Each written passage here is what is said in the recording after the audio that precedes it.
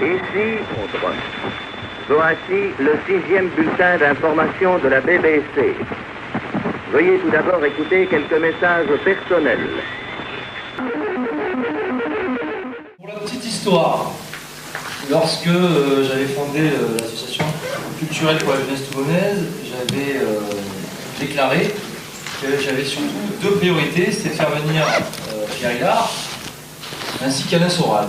Ben, c'est chose faite, puisque l'année dernière, il y a un peu plus d'un an, Pierre Hillard était ici même, et maintenant avec Alain. J'ai contacté Alain par mail, on se connaît depuis des années, j'ai notamment interviewé pour le journal La Marseillaise, lorsque j'y travaillais.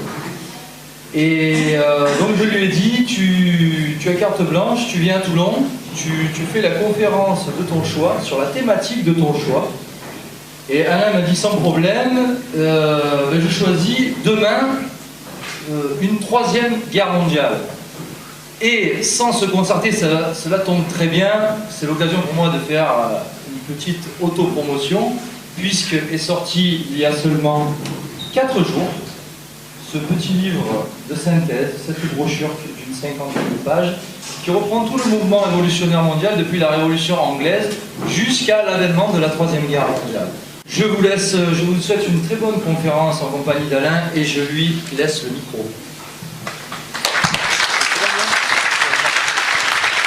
Bonjour à tous, merci d'être venus si nombreux. C'est toujours très agréable de voir qu'il y a du monde qui se déplace pour écouter des choses qui ne sont pas toujours de pure réjouissance. Je vais remercier Johan de m'avoir invité. C'est vrai qu'on se connaît depuis longtemps. C'est un de mes premiers lecteurs et un des premiers à avoir eu le courage de me donner des interviews du temps où il travaillait encore dans la presse officielle. C'était il y a plus de 10 ans déjà, donc c'est bien qu'on se retrouve là. Je voudrais remercier aussi mes camarades d'égalité et réconciliation de la région, qui sont partenaires de l'événement, et ça m'a permis aussi de les rencontrer. Voilà, donc on m'avait proposé un sujet libre.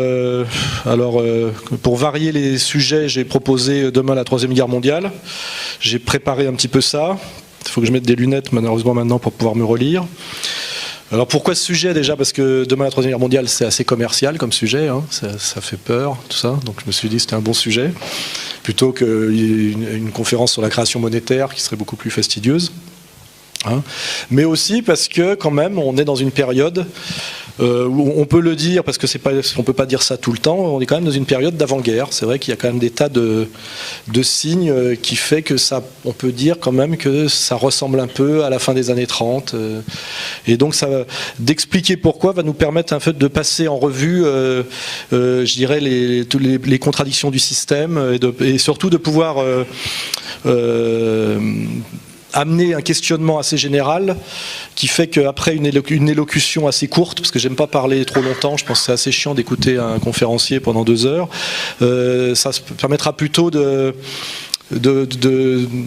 d'entamer un peu un dialogue, quoi. C'est-à-dire, puisque je suis là, autant en profiter, c'est-à-dire que les gens qui ont envie de poser des questions posent des questions et que je m'efforce d'y répondre, sachant que c'est quand même l'intérêt effectivement des conférences par rapport aux vidéos ou aux livres, c'est de pouvoir échanger. Voilà, ça m'intéresse toujours en plus moi de prendre la température et d'écouter ce qu'on me dit. Ça me sert pour mes travaux futurs. Voilà. Et il est déjà évident que ceux qui ont lu mon dernier livre, qui s'appelle Comprendre l'Empire, ont à mon avis tous les éléments pour comprendre le sujet. Hein, donc c'est plutôt pour ceux qui l'ont pas lu que je vais exposer ça. Alors déjà, la première remarque, c'est que beaucoup de gens, quand je parle de ce sujet-là, me disent qu'ils ne peuvent pas croire à une guerre chez nous, une guerre dans notre monde à nous, parce que ça serait incroyablement absurde, violent, criminel, etc. Et avec cette idée que finalement nos élites sont trop raisonnables pour s'engager dans ce genre d'aventure. Et là-dessus, je voudrais déjà faire une première remarque, c'est que il y a eu 2 guerres mondiales au XXe siècle. Hein, elles ont existé et elles ont été faites par nous, je dirais. Quand je dis nous, je veux dire qu'elles sont le fait du monde, de la civilisation qu'on appelle blanche, européenne, judéo-chrétienne. Hein, elles ne sont pas faites de monde extérieur, il faut le rappeler. Donc il y a bien eu déjà 2 guerres mondiales au XXe siècle. Elles ont été faites par nous, par notre monde à nous.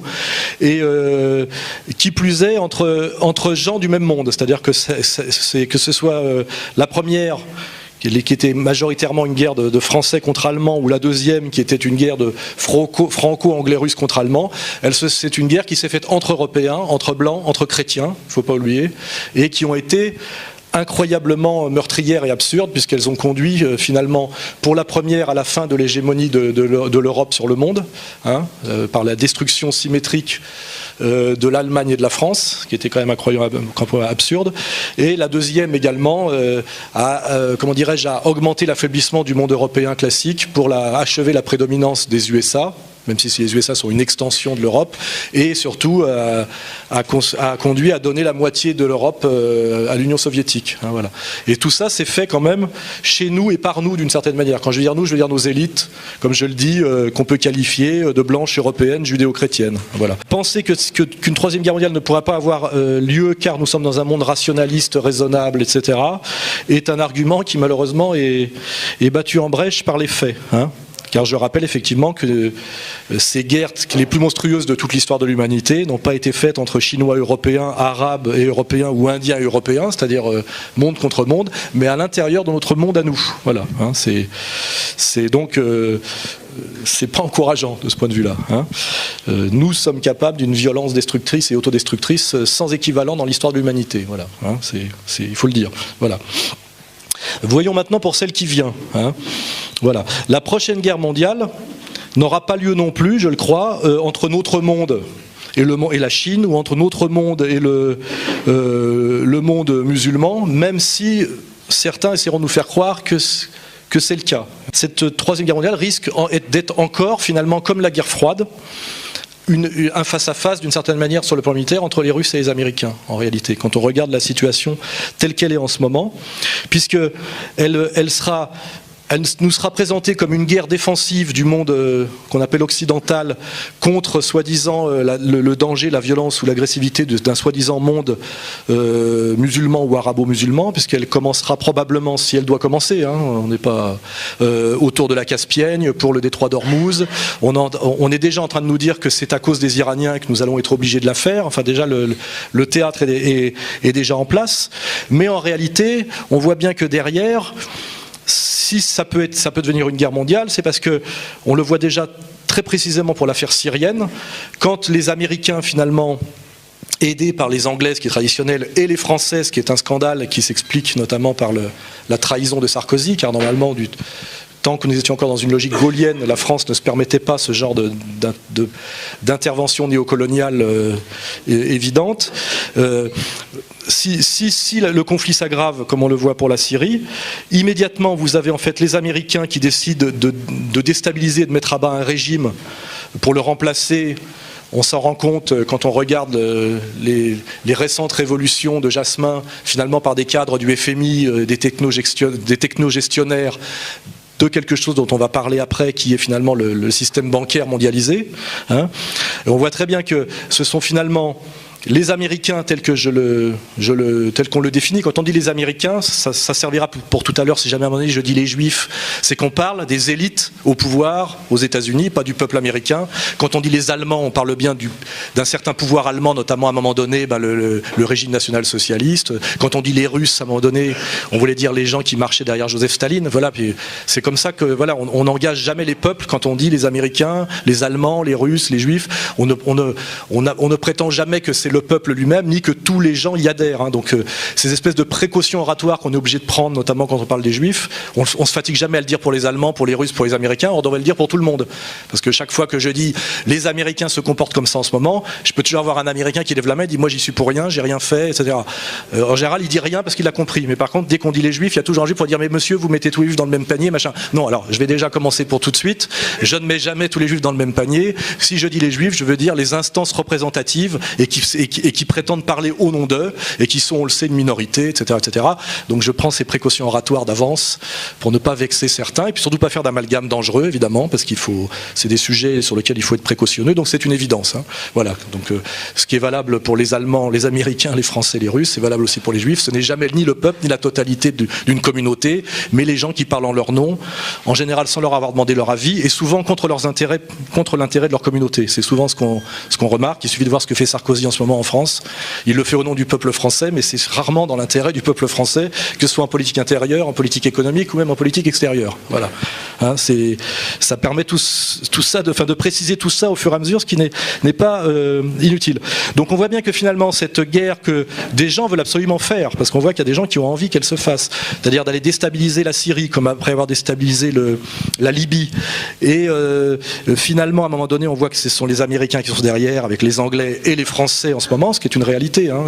D'un seul coup il y a les Russes qui disent nous ne vous permettrons pas d'aller plus loin, et on voit que finalement, comme pour la guerre froide, on se retrouve à un moment donné, quand on va au bout de la logique, à une puissance qui agresse en réalité, et qui sont les États-Unis d'Amérique, qui agressent, hein, des pays qui finalement n'ont pas de prétention expansionniste, que ce soit d'ailleurs l'Iran ou la Syrie.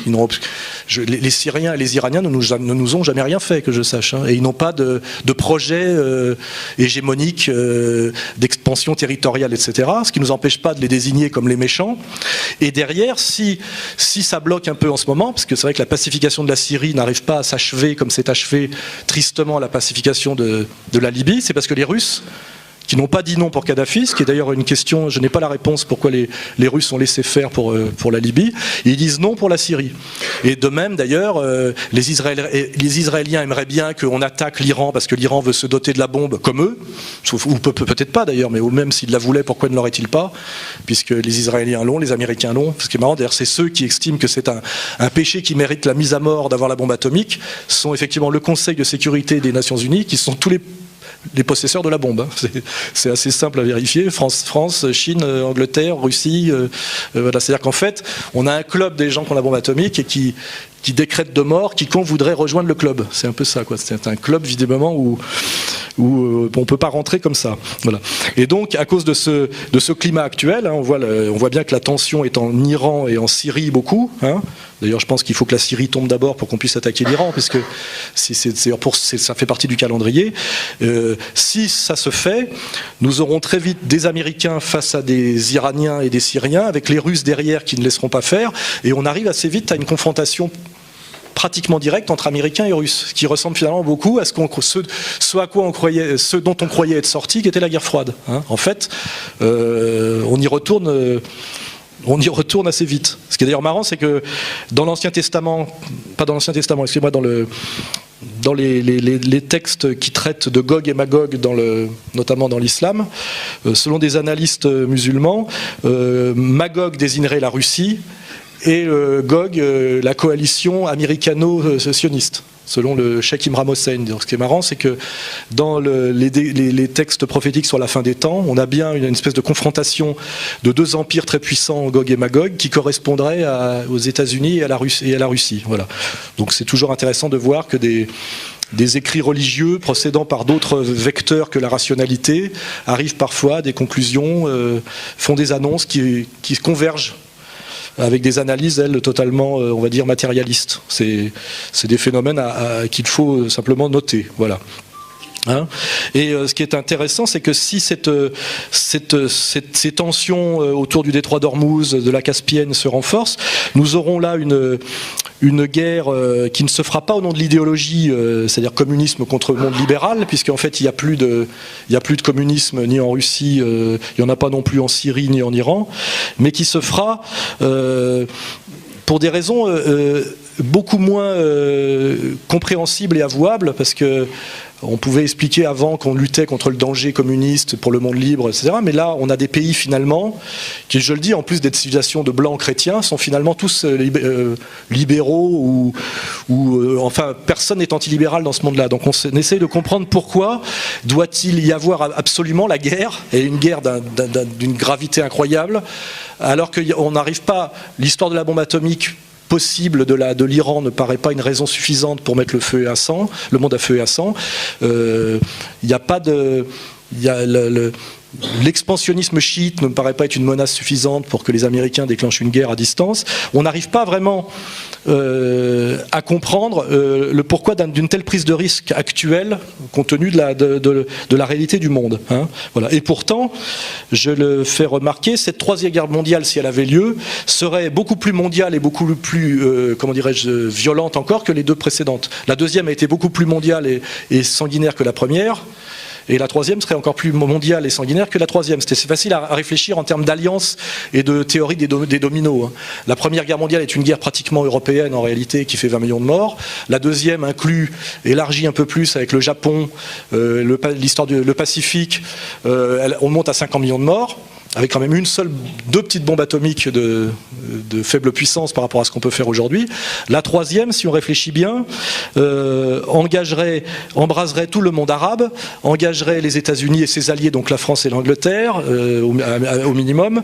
En face, les Russes seraient obligés d'y aller. Les Chinois sont un peu partie prenante, à part les Indiens qui pourraient peut-être échapper au truc, ça serait, et les moyens de destruction qu'on a aujourd'hui avec la prolifération atomique, etc. On peut imaginer, si jamais ça allait au bout, et ça peut se déclencher assez vite, hein, il suffirait que si les Iraniens bloquent le détroit d'Ormuz et que les Américains décident de le débloquer, on n'est pas loin parce que les guerres mondiales commencent toujours par un petit événement qui s'aggrave. Hein. Au début, on assassine un archiduc à Sarajevo. Et puis voilà, on pourrait imaginer une guerre incroyablement plus mondiale et plus destructrice que les deux premières, pour des raisons assez sans proportion avec le risque. Et d'ailleurs, je fais remarquer que les deux premières guerres mondiales, on peut faire pratiquement la même remarque, elles étaient parfaitement évitables, et on ne voit pas pourquoi. Il y a vraiment eu des gens, des groupes qui ont eu une volonté qu'elles se fassent, alors que c'est rarement la volonté des peuples. Bon, la guerre de 14, il y avait l'histoire de l'Alsace-Moselle qui fait qu'il y avait ce désir de revanche, mais la guerre de 39, les Français ne voulaient absolument pas la faire, c'est une certitude. Ils voulaient tellement pas la faire qu'ils ne l'ont pas faite d'ailleurs, ils l'ont perdue très vite. Mais il y a quand même des groupes, des minorités, des élites qui poussent à la guerre de façon incroyable, sachant peut-être que c'est eux qui la font faire, mais que c'est pas eux qui y meurent. Hein. Voilà, il y a quand même cette constante en général, c'est que ceux qui déclenchent les guerres sont pas ceux qui vont y mourir. Quoi. Sinon, il y en aurait moins, à mon avis. Mais bon, c'est un peu le problème. Et donc, nous sommes face à une menace de troisième guerre mondiale incroyablement dangereuse, dont les causes officielles, danger musulman. Pareil, en fait, on voit très bien que le monde musulman, globalement, est plutôt mis au pas et humilié en ce moment par le monde, qu'on va dire, occidental, et pas l'inverse. En réalité, il n'y a pas de... À part si on parle de la question de l'immigration en France, qui était presque une autre question, et qui n'est pas une conquête militaire, la réalité du rapport entre le monde occidental et le monde musulman, c'est plutôt un monde occidental qui domine, humilie et asservit le monde musulman que l'inverse. En réalité, les musulmans, même quelles que soient d'ailleurs certaines prêches agressives de certains imams, de certaines tendances, n'ont pas de toute façon les moyens de leur agressivité, d'une certaine manière. Donc l'argument de se défendre contre le danger islamique est une escroquerie, parce qu'il y a pas le monde musulman logé là où il est, n'a pas de volonté et de moyens d'expansion. C'est une certitude. Par contre, effectivement, ils vivent entièrement sous la domination du monde, de ce qu'on appelle le monde occidental. Monde occidental, qui veut dire en fait monde américain et ses alliés. On le voit bien d'ailleurs, puisque les rares pays qui essayent de ne pas tout à fait se soumettre sont menacés, châtiés, etc. Je ne parle pas seulement de la Palestine, hein, mais je parle ou alors sont obligés de se rallier intégralement, comme on le voit pour l'Arabie Saoudite ou le Qatar. Hein, voilà. Donc cette menace du monde musulman n'est pas crédible. L'histoire de la bombe atomique iranienne ne justifie pas une troisième guerre mondiale, d'autant plus qu'on n'est pas sûr qu'ils la veuillent et même qu'est-ce qu'ils en feraient. Enfin, voilà. Donc on cherche à savoir pourquoi nous sommes dans une situation d'avant-guerre aussi dangereuse. Voilà. Et en fait, c'est là que la réflexion commence à être intéressante, c'est que dès lors qu'on sort des fausses justifications et des manipulations médiatiques sur le danger islamique, la bombe iranienne, etc., on voit quand même que le gros problème est qu'il y a un monde occidental qui est sous domination de ce qu'on appelle le système bancaire et le système de l'asservissement par la dette, qui qui est dans une logique qui est face à des contradictions très fortes et qui est au bord de l'effondrement. En réalité, on voit beaucoup en ce moment de vidéos sur la Syrie. On nous montre le problème syrien, etc. On ne nous montre pas tellement les contradictions internes des États-Unis d'Amérique, la crise sociale très grave aux États-Unis, les mouvements populaires américains qui se révoltent contre leurs élites, alors que ça, c'est une réalité, à mon avis, beaucoup plus lourde et qui a beaucoup plus de conséquences sur tout ça. Hein. Nous sommes dans un monde occidental régi par la logique et la puissance bancaire, sur une stratégie, j'en ai parlé dans mon livre, pour ceux qui vont sur Internet, je pense qu'ils connaissent de plus en plus ce sujet qu'on appelle la logique de la dette, c'est-à-dire finalement un empire que j'ai défini dans mon livre, que j'appelle l'empire thalassocratique, américano-sioniste, judéo-protestant, qui est dans la même logique que l'empire anglais, à la fois par la violence et la violence pure de la menace militaire et un système de domination par la banque avec un grand B, tend à asservir la totalité du monde, en obligeant finalement tous les États du monde et tous les êtres à être des emprunteurs d'argent et à vivre en permanence dans une situation de remboursement indéfini. Voilà. Et c'est, à mon avis, cette raison-là, qui est la raison cachée, qui fait que nous sommes dans une situation d'avant-guerre, car ce système, qui est un système d'une certaine manière de raquette, qui est un système qui est un système qu'on peut identifier dès qu'on a sorti, je dirais, du jargon économiste et qu'on s'intéresse à la question monétaire, qui est une question qui n'est pas enseignée, parce qu'effectivement c'est une clé de compréhension.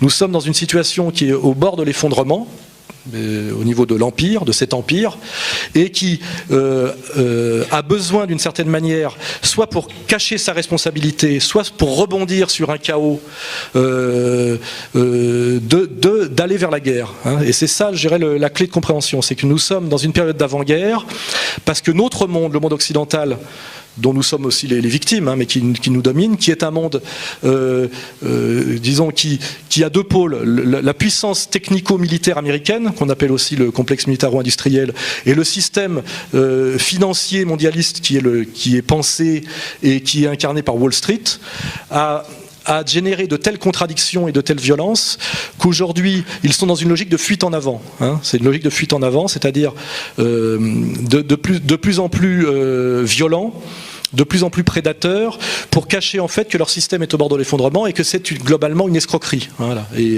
Et on peut comprendre d'ailleurs les récentes mises au pas, notamment de la Libye, comme des châtiments, châtier finalement des petites entités qui étaient relativement insoumises à cette logique bancaire. Hein. Il faut bien comprendre, si on prend l'exemple par exemple de la Libye, c'est qu'on décrète qu'un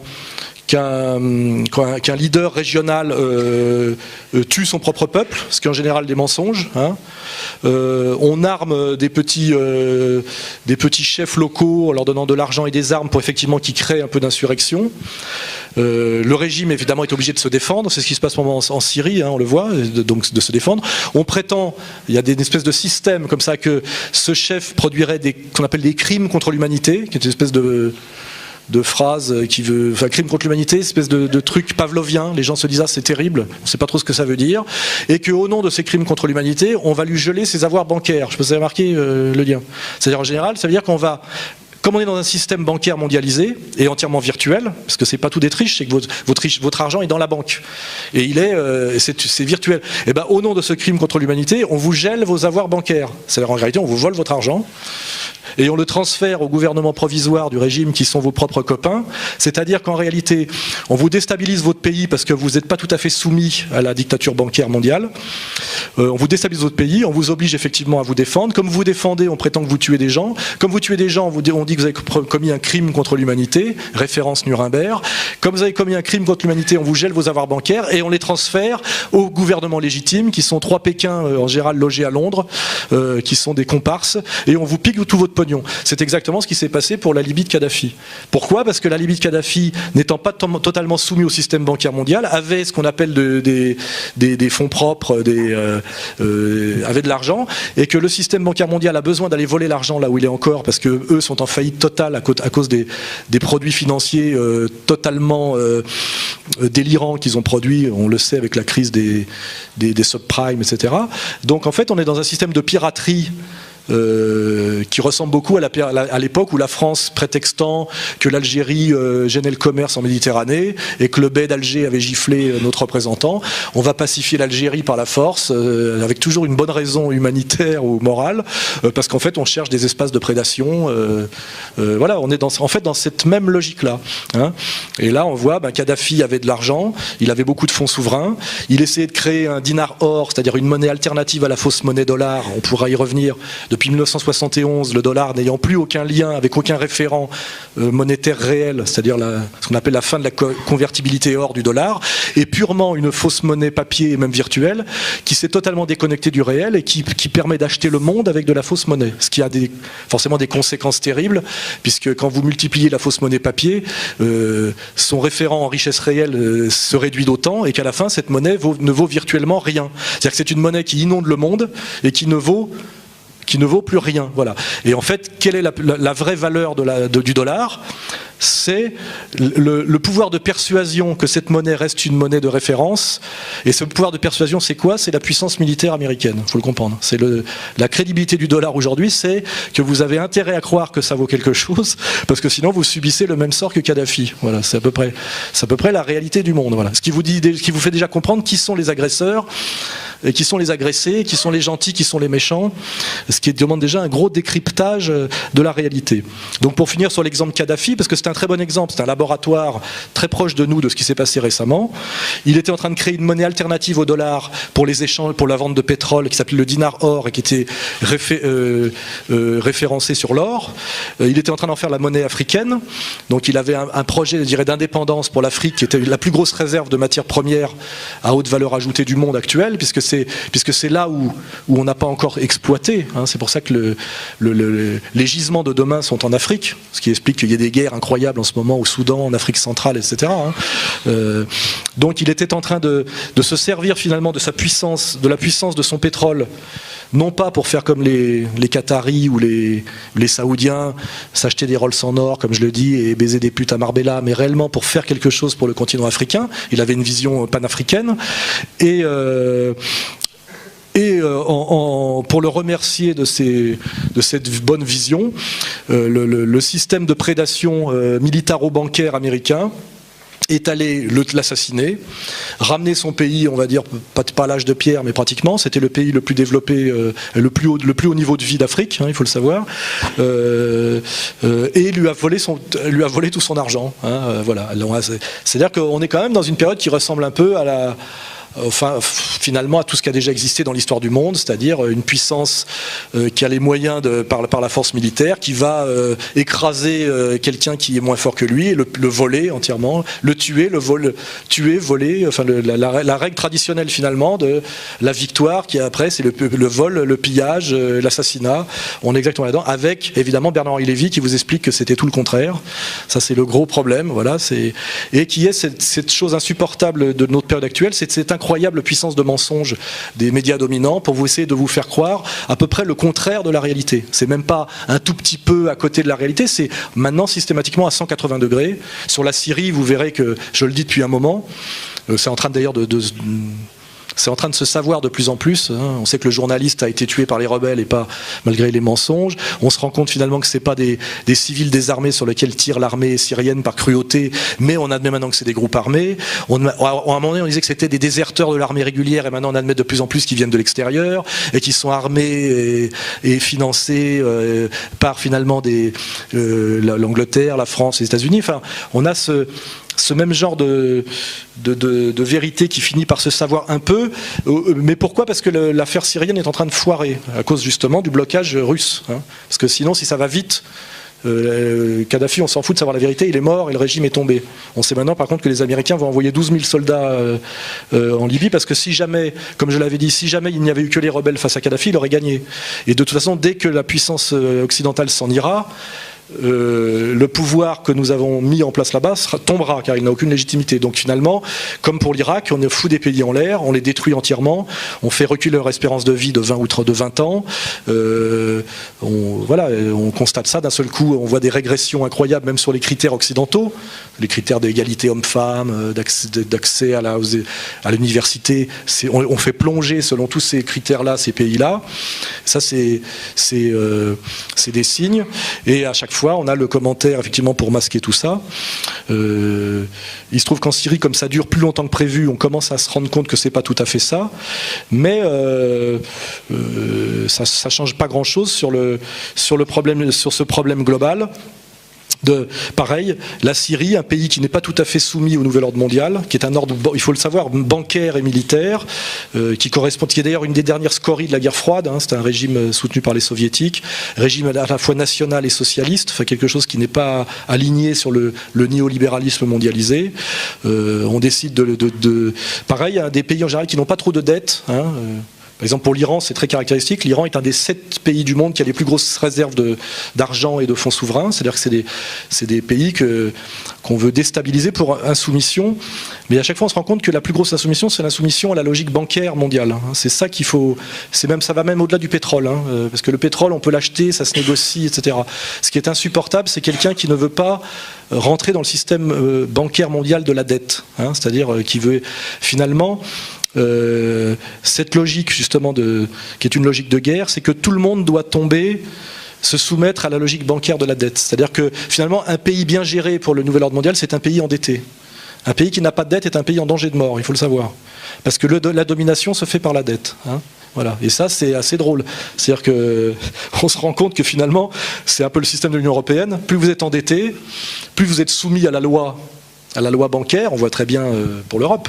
La Grèce plonge et on vire le leader grec, on met un cadre du FMI et de la Goldman Sachs à la place, et puis derrière, effectivement, tous les acquis sociaux sont reniés pour payer cette espèce de dette, qui est une espèce de truc magique, qui est en fait le tribut, hein, qui correspond, dans les mondes anciens, au fait qu'un pays dominé par un autre doit payer le tribut, c'est-à-dire, vraiment, il doit donner tant de kilos d'or par an, et pour ça, on saigne le peuple, etc.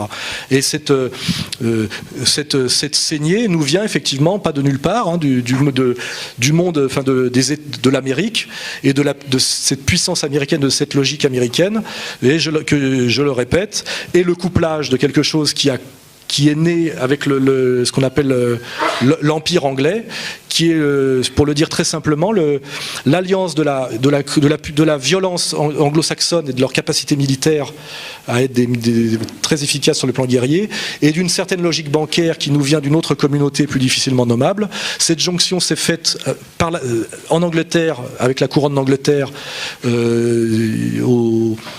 on va dire certaines au XVIIe, XVIIIe siècle, et à un moment donné il y a eu un saut qui s'est fait vers les États-Unis, mais c'est toujours ce même tandem infernal, hein. C'est la violence anglo-saxonne et l'intelligence bancaire d'une communauté très douée pour ce qui est le monde de l'usure, voilà. Voilà. Et ces gens-là, ayant ruiné le monde occidental par leurs produits fallacieux, cherchent à la fois des nouveaux domaines de prédation pour aller piller ce qui peut être pillé là où il y a encore des choses à piller, et surtout ont mis leur propre peuple, parce que s'agrège aussi là-dessus ce qu'on appelle la lutte des classes, hein, c'est-à-dire qu'à l'intérieur même des nations, on a vu qu'ont explosé les inégalités sociales et de richesse, où de moins en moins de gens très riches concentrent de plus en plus la richesse, et où il y a de plus en plus de gens pauvres, ce qui se traduit en France par l'effondrement progressif des classes moyennes, hein, et une sorte de paupérisation généralisée, et que comme si on ne trouve pas, comment dirais-je, un dérivatif, les peuples commencent à comprendre que leur souffrance leur vient pas du monde extérieur, des musulmans ou de quoi que ce soit, mais finalement de leurs propres dirigeants qui sont soumis à la logique bancaire mondialisée. Il faut absolument dévier la colère. Ou faire tout péter, hein, comme quand on est en train de commencer à perdre aux échecs, on peut toujours donner un coup de pied dans le jeu, la partie s'arrête, quoi. Il y a cette logique-là. Donc on voit, et c'est le sujet, c'est pour ça que nous sommes dans une situation d'avant-guerre, car ceux qui ont le pouvoir chez nous sont quelque part dans l'obligation, s'ils ne veulent pas être identifiés comme les responsables des souffrances, s'ils ne veulent pas être chassés du pouvoir, et ils seront peut-être chassés violemment si on identifie tout le mal qu'ils ont accumulé, sont obligés à la fois d'essayer de rebondir par un énorme coup de poker qui s'appellerait la Troisième Guerre mondiale, sont obligés de toute façon de dévier les colères par de la manipulation. Et là, ça explique en France pourquoi on essaye à la fois de faire rentrer le plus de musulmans possible en France par l'immigration, tout en les désignant comme les ennemis, ce qui est assez contradictoire. Hein. Parce que soit c'est un problème, alors il faut arrêter de les faire rentrer, soit c'en est pas un, puisqu'on les fait rentrer. Mais aujourd'hui, nous voyons bien que les politiques de gauche et de droite, parce que la droite fait exactement la même chose que la gauche, il faut le savoir avec Sarkozy, fait rentrer par tous les moyens le plus d'immigrés possible, qui sont pour des raisons historiques et géographiques, venant de l'Afrique saharienne et subsaharienne, donc comment dirais-je, musulmans de fait. Donc il faut rentrer le maximum de musulmans tout en disant que ces gens-là ne sont pas compatibles avec la République, sont un problème, etc. Donc on voit vraiment qu'il y a une volonté de la part de nos élites d'aggraver une situation par les faits et par le commentaire, comme si en fait ils se servaient de ce bouc émissaire, qui peut d'ailleurs être souvent bien choisi. Hein. Il est jamais. Si Hitler avait désigné les coiffeurs à un moment donné en 1933, il n'aurait pas pris le pouvoir. Vous voyez, le bouc émissaire est un bouc émissaire, mais il est en général bien choisi. C'est-à-dire que c'est un peu crédible. Il y a des dimensions de vérité, évidemment. Mais le mensonge, c'est dans la proportion. C'est qu'en général, ce n'est jamais la cause majeure ou la cause seule ou la cause définitive d'un problème. Et surtout, si c'est un problème, pourquoi fait-on exprès de le traiter systématiquement à l'envers du bon sens? C'est ça la question honnête qu'il faut poser. Voilà. Donc nous sommes face à des gens qui obéissent à une logique bancaire mondiale qui nous vient des États-Unis, en étant passé d'abord par l'Angleterre, et qui a la coalition, je l'ai dit, d'une puissance guerrière qui est l'armée américaine, qui est la vraie suprématie américaine aujourd'hui. C'est pas l'industrie, c'est pas la légitimité au niveau de sa politique internationale, elle est totalement décrédibilisée par son soutien inconditionnel à Israël, c'est sa capacité de menace militaire. On voit comment ça s'est passé en Irak, quand Saddam Hussein n'a plus fait le boulot qu'on lui demandait de faire, car il travaillait pour les Américains. Il a fait une guerre à l'Iran que les Américains aient voulu, et en remerciement, on lui a dit « tu peux prendre le Koweït », il est allé prendre le Koweït, on a dit « non, t'as mal compris », et on lui a... Il ne s'est pas soumis, donc on est allé l'assassiner, détruire son pays. Je rappelle que l'embargo parce que récemment on nous parlait des 44 enfants d'Isieux qui ont justifié le procès Barbie. Je vous rappelle que l'embargo volontaire et planifié sur l'Irak a tué 600 000 enfants. Hein. Ça a fait crever 2 millions de personnes, dont 600 000 enfants. J'attends le procès Barbie de Madeleine Albright. Je pense qu'on va pouvoir l'attendre longtemps. Voilà. Enfin, vous voyez, donc on est dans des réalités de violence incroyables. Hein. C'est ce que j'essaie de faire comprendre, c'est que on nous montre du doigt des Ahmadinejad, des Kadhafi, etc., qui ne sont jamais, au pire, quand on voit des Kadhafi, des despotes d'opérette. Ils ont un pays de 6 millions d'habitants, même si ce n'est pas des êtres parfaits. Mais la capacité de violence, de meurtre, d'assassinat de notre propre monde, enfin de nos propres élites, est sans commune mesure avec tout ça. Hein. Voilà, nous sommes les plus gros bouchers de la Terre, il n'y a pas de problème. Hein. Et pourtant, nous donnons des leçons d'humanisme et de paix à tout le monde. C'est quand même quelque chose d'une rare obscénité. Et ce qui fait que moi, je comprends la colère, notamment de certains musulmans, qui se voient tout le temps montrer du doigt comme des agresseurs, alors qu'en fait, ils ne subissent que occupation militaire, humiliation depuis des siècles, hein, parce que... La reprise en main du monde musulman, ça dure depuis l'épopée coloniale, hein, entre les Anglais, les Français, puis les Américains. C'est insupportable, un tel mensonge. C'est-à-dire que les plus sanguinaires de tous passent leur temps à donner des leçons de droits de l'homme à des gens qui finalement demandent en gros qu'on leur foute la paix. C'est quand même c'est assez violent. Et c'est la situation dans laquelle nous sommes aujourd'hui. Et quand je vois notamment... les journalistes français, hein, c'est incroyable, commenter la réalité de la politique étrangère. Sur la Palestine, ils sont obligés de faire un peu gaffe, parce que c'est tellement visible, etc. Mais sur la Syrie, sur la Libye, comme ça a été sur la Yougoslavie à une époque, là aussi, c'est à montrer du doigt. Je l'ai dit récemment dans une vidéo, il n'y a pas de journaliste français honnête, ça n'existe pas, quoi. Hein. Un journaliste français honnête, c'est un chômeur, je l'ai dit, et un journaliste qui travaille, c'est une pute. Hein, il faut le savoir. Voilà, il faut le dire clairement. Rien d'autre. Hein. Sinon, il est chômeur. J'ai été journaliste, j'ai eu ma carte de presse, j'ai fini chômeur. Hein.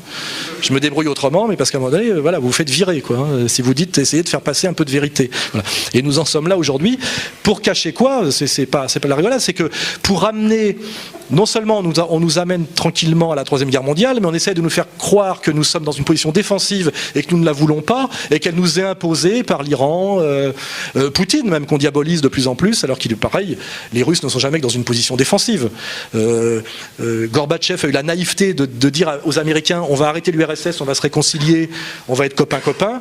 Les Américains lui ont dit oui, ils ont essayé de détruire la Russie de A à Z, de la spolier, de la ruiner intégralement par la stratégie des oligarques, qui étaient tous orthodoxes comme vous le savez. Bah bon, C'est une petite remarque. Et effectivement, il ne faut pas oublier que sous Elstine, qui est la continuation effectivement de ce dépeçage et de cette tentative de destruction de la Russie, l'espérance de vie en Russie était descendue à 52 ans, je crois. Enfin, il faut voir ce que ça a été, l'effondrement de la Russie, et les Russes ont bien compris. C'est pour ça que Poutine, avant de faire détester par le peuple russe Poutine, il faudra en faire beaucoup, parce que les Russes savent en gros ce qu'était la Russie avant Poutine, et malgré tout ce qu'on peut dire sur Poutine, ce qu'elle est aujourd'hui. Voilà, c'est évident. Mais en ce moment, on a des journalistes qui sont à peu près aussi honnêtes sur la Russie que sur la Syrie, nous expliquer que Poutine a volé les élections, alors que tous les sondages le donnaient gagnant, et même il a gagné en perdant pas mal de voix, parce qu'il y a l'usure du pouvoir, mais bien que sa victoire soit incontestable par les sondages, on essaie de nous faire croire que c'est un dictateur, qu'il a volé le pouvoir en Russie. Alors que ceux qui nous disent ça, si vous vous rappelez bien, notamment des 2 quinquennats de George Bush, on sait qu'il a volé les deux élections. Hein. On le sait. Je veux dire, la première fois, c'est Al Gore qui avait gagné. Al Gore a simplement cessé de protester. Et on sait à chaque fois avec l'entrée des machines électroniques qui, au dernier moment, font basculer le scrutin par la Floride au dernier moment, on joue ces 2 petits pourcents. Donc c'est toujours cette obscénité. On a le système sans doute le moins démocratique du monde qui s'appelle les États-Unis d'Amérique, qui donne en permanence des leçons, non seulement d'ailleurs au monde arabe, mais même au monde russe, qui sont nos voisins européens. Tout ça pourquoi ? Pour insoumission. Parce que, en gros, pourquoi Poutine se fait emmerder en ce moment ? Parce qu'il n'a pas laissé faire sur la Syrie, tout simplement. Donc c'est un ignoble dictateur qui a volé les élections. Et tous les journalistes français servent d'écho à tout ça. Ça veut dire qu'on est quand même dans une situation assez grave, parce qu'on est dans une situation où les gens qui ont le pouvoir sur le monde ont envie et besoin de faire la guerre pour se sauver eux-mêmes. Et ils sont relayés par des gens qui normalement sont des diseurs de vérité et des critiques, qui sont tous des menteurs à leur service. C'est pour ça que c'est très compliqué, parce que effectivement ça réunit quand même pas mal de conditions pour que cette guerre soit possible, effectivement. Et n'oublions pas que si on continue tel qu'on est, non seulement cette guerre se fera, mais on vous dira en France qu'il faut que nous nous engagions beaucoup plus que pour l'Afghanistan. On aimerait bien savoir ce qu'on fait en Afghanistan d'ailleurs, pour sauver Israël qui sera menacé soi-disant par l'Iran. Et la France sera engagée militairement aux côtés du monde du bien, effectivement, contre le monde du mal. Et nous serons obligés d'aller mourir pour pacifier Téhéran, et en réalité pour sauver les prédateurs bancaires qui ont trahi la France, détruit nos acquis sociaux, à travers l'Union européenne, foutu à peu près toute la prospérité européenne en l'air, car je rappelle que la zone euro est la zone qui a le taux de croissance le plus faible du monde développé. On est même rentré en réalité en décroissance depuis déjà 2-3 ans, on nous ment là-dessus, parce que le système tel qu'il est, c'est une question d'économie qu'il faut développer, ne peut pas admettre, puisque c'est dans une logique de la dette, la croissance négative est un signe inacceptable pour l'économie telle qu'elle est, puisque c'est comme la physique du Big Bang, si ça cesse de grandir, ça s'écroule. La croissance zéro est déjà synonyme de faillite dans une logique d'argent-dette. Hein. C'est pour ça qu'on n'arrive jamais à dire qu'on est dans une croissance, on peut même pas dire, on arrive à dire qu'on est dans une croissance 0,1, mais d'admettre qu'on est déjà en décroissance et en récession, c'est admettre que le système est mort. Hein, en gros, parce qu'il ne peut pas fonctionner même stable. Et donc on est pris dans tout ça, et on peut être inquiet, parce qu'effectivement, les gens qui sont à la tête de nos pays en Europe et en Occident sont des gens qui sont totalement responsables de la crise, qui se sont soumis à un système de mensonges, d'exploitation, de spoliation qui est le système bancaire mondial, et qui ont besoin, pour ne pas être chassés et identifiés comme les responsables, je le dis, qui ont besoin, pour essayer finalement de ne pas perdre la partie, de créer un grand chaos. Et ce chaos peut être la Troisième Guerre mondiale. Et là vient s'ajouter encore quelque chose, c'est que qui aggrave encore cette situation, c'est que selon certains théoriciens, notamment sionistes, il faut comprendre que si on prend Israël, qui est quand même très partie prenante dans tout ça, hein, on voit bien qu'on fera la guerre pour l'Iran, pour Israël. D'ailleurs, qui reproche à l'Iran de vouloir la bombe ? Israël. Personne n'en a rien à foutre. Voilà. Donc il faut bien comprendre que nous sommes face à un petit pays qui s'appelle Israël, qui est un pays, il faut le dire, artificiel, qui a été créé par l'ONU, qui est très, très petit et entouré effectivement d'ennemis à juste titre, et qui n'existe que par le soutien inconditionnel d'un pays qui s'appelle les États-Unis d'Amérique, dont des élites aux États-Unis de plus en plus se lèvent pour dire que la défense inconditionnelle d'Israël par les Américains n'est pas une logique américaine, c'est-à-dire qui était la théorie de Chomsky, qu'Israël est un porte-avions américain qui justifie son soutien inconditionnel, car en fait, ils existent pour défendre les intérêts américains. Aujourd'hui, il y a beaucoup d'Américains de haut niveau qui disent, en réalité, la défense inconditionnelle d'Israël n'est pas du tout l'intérêt en géopolitique des Américains, c'est même le contraire. ça nous coûte de plus en plus cher, notre intérêt serait de nous réconcilier avec le monde arabe et avec l'Iran, etc., etc. Ce qui veut dire que les gens qui pensent l'avenir d'Israël, qui sont tous sauf des imbéciles, savent qu'ils sont un tout petit pays très fragile qui n'existe que par le soutien inconditionnel des États-Unis, et que s'ils perdent les États-Unis, parce qu'il y a une colère populaire aux États-Unis qui monte et qui identifie des choses qui sont convergentes, c'est-à-dire ce qu'ils appellent les 1% contre les 99% qui est le pouvoir de Wall Street, et qu'ils appliquent aussi en politique étrangère le soutien inexplicable et injustifiable, inconditionnel d'Israël par les États-Unis et ce que ça leur coûte. Et ces deux choses convergent, puisque à la fois Wall Street et la politique étrangère américaine convergent par leur sionisme qu'on peut définir de plusieurs façons, mais on voit bien qu'il y a une convergence entre qui tient Wall Street et qui tient le Congrès, Congrès d'ailleurs acheté par l'argent, par la fausse monnaie de Wall Street. Tout ça se forme une espèce de boucle assez cohérente. Donc les gens qui ont le souci du destin d'Israël se disent que si Israël perd le soutien des États-Unis, parce que le peuple américain se révoltera et demandera que les Américains défendent les intérêts américains bien compris et redeviennent un peu, je dirais, isolationnistes, et bien à ce moment-là, Israël ne peut pas se défendre par lui-même. Et ils ont donc besoin d'arriver à leur projet final, qui a toujours été leur projet, qui est le Grand Israël. Et en fait, on se rend bien compte, si on regarde l'histoire, qu'Israël a toujours existé par des guerres présentées comme des guerres défensives. C'est le principe d'ailleurs de toutes les stratégies de guerre démocratique, c'est que les guerres démocratiques sont toujours faites au nom pour le bien et pour se défendre. C'est ce qu'on doit faire croire au peuple. On ne fait jamais de la guerre pour faire le mal et pour grandir. Il y a qu'Hitler qui avait ce courage encore d'oser parler d'espace vital et de race inférieure. Maintenant, c'est plus possible. Il faut toujours que ce soit pour défendre la veuve et l'orphelin contre les méchants. Et donc, on voit bien que finalement, la Première Guerre mondiale a donné la déclaration Balfour. C'est la première étape. La Deuxième Guerre mondiale a donné la partition de 48. Et dans l'esprit de certains, la Troisième Guerre mondiale, si c'est bien joué, pourrait amener le Grand Israël, c'est-à-dire à une guerre mondiale présentée comme une guerre du monde occidental contre notamment le monde musulman dangereux. Et c'est pour ça que Bernard Lévy se réjouit en ce moment des révolutions islamiques. Il dit que c'est très bon pour Israël de mettre des extrémistes musulmans partout, ce qui est assez incompréhensible si on ne comprend pas où ils veulent en venir. Sheikh Imran Hossein l'a déjà très bien compris.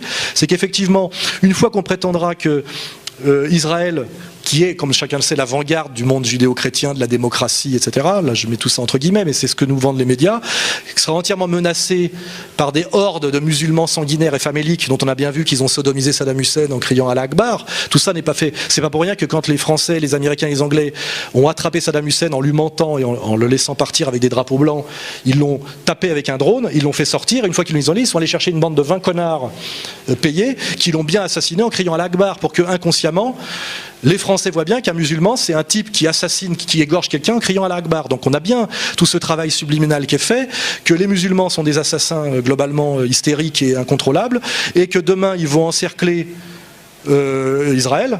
Ce qui est marrant d'ailleurs, c'est que la Syrie, qui est un pays bassiste et laïque, on fait tout pour y mettre des fondamentalistes musulmans au pouvoir, comme en Libye, alors que c'est contraire à nos intérêts si on croit à l'histoire officielle, mais qu'on fait tout pour que ça arrive, et que d'un seul coup Bernard Lévy dit que c'est très bon pour Israël, même à la journaliste qui comprend rien, qui est pourtant de la même communauté, tu dis, je connais bien le sujet, c'est très bon pour Israël.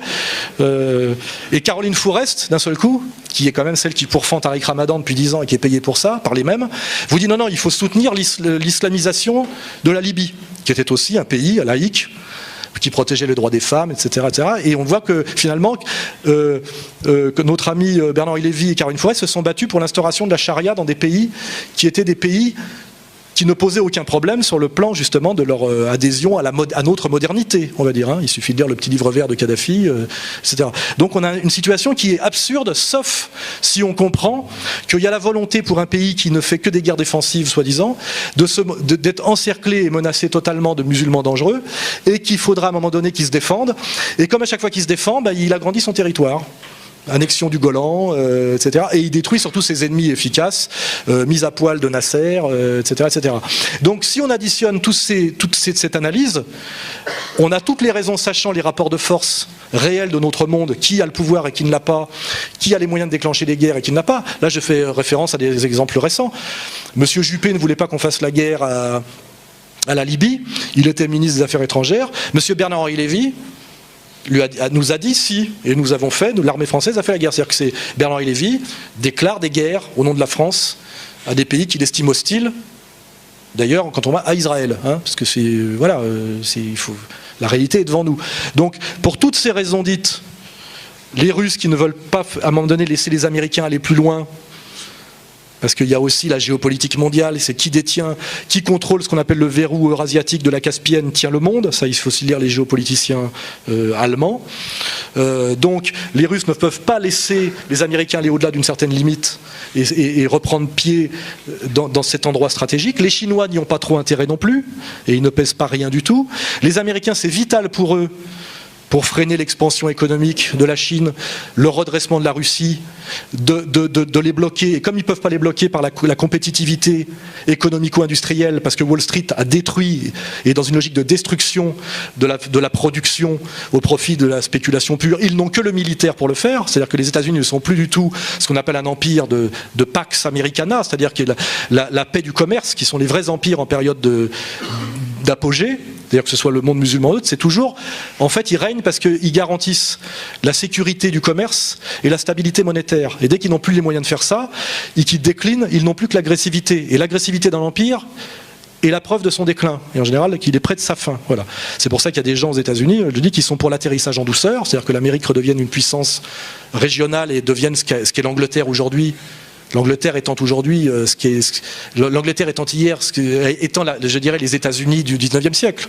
Ils ont accepté de redevenir une puissance importante mais secondaire. Ils ont renoncé au leadership mondial. Donc il y a des gens qui se disent que soit les États-Unis redeviennent une puissance, une île dans le Pacifique, parce qu'il faut regarder c'est ce que c'est, hein, alors que le jeu se joue en Eurasie, la domination du monde se joue très loin d'eux, c'est ça qu'il faut.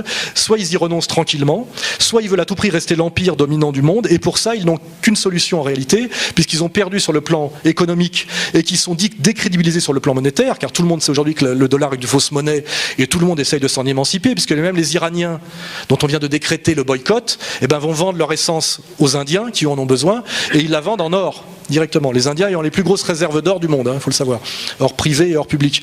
Donc on voit bien que finalement, les seuls qui ont intérêt à la guerre, qui veulent la faire et qui en ont les moyens et qui en ont la mentalité, je rappelle ce que c'est que la brutalité anglo-saxonne, c'est quand même la communauté humaine la plus violente du monde.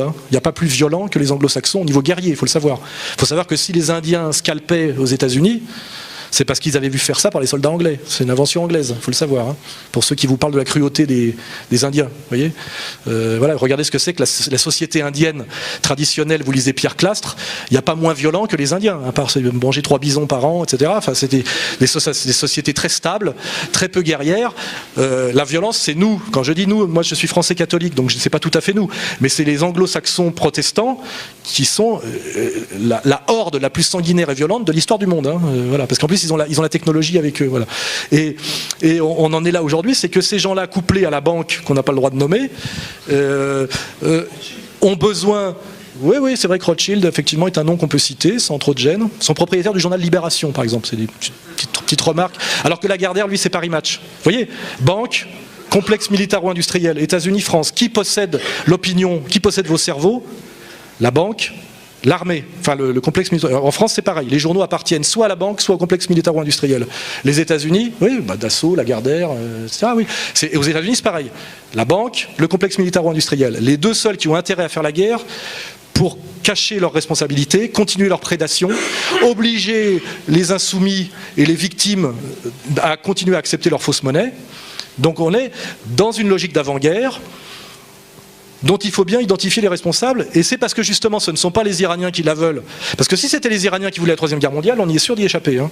Mais malheureusement, comme c'est ni les Syriens ni les Iraniens, mais que c'est ceux qui ont intérêt, et je le dis pour finir sur l'affaire israélienne, qui pensent même que par cette Troisième Guerre mondiale, ils pourront refaire un espèce de coup de poker où ils gagneront comme quand on fait tapis au poker, vu la folie de ces élites qui adhèrent à une idéologie que j'appelle vétérotestamentaire, il suffit de lire l'Ancien Testament, qui est assez apocalyptique et violente, hein, raciale, dominatrice, violente, sanguinaire, il suffit de lire l'Ancien Testament. Ils ont une idéologie qui correspond à cette vision, à cette violence, ils ont les moyens, ils ont la nécessité. Nous sommes donc objectivement dans une situation d'avant-guerre. Et une fois qu'on l'a dit, le gros travail à faire, c'est identifier pourquoi Et comment, hein? Alors pourquoi? Je vous l'ai dit, faillite bancaire, capacité de prédation militaire et faillite bancaire accouplée. Comment? En désignant les Iraniens comme le problème central du monde, parce qu'ils voudraient peut-être se doter de l'énergie atomique, parce qu'on ne sait même pas si c'est la bombe, l'énergie atomique.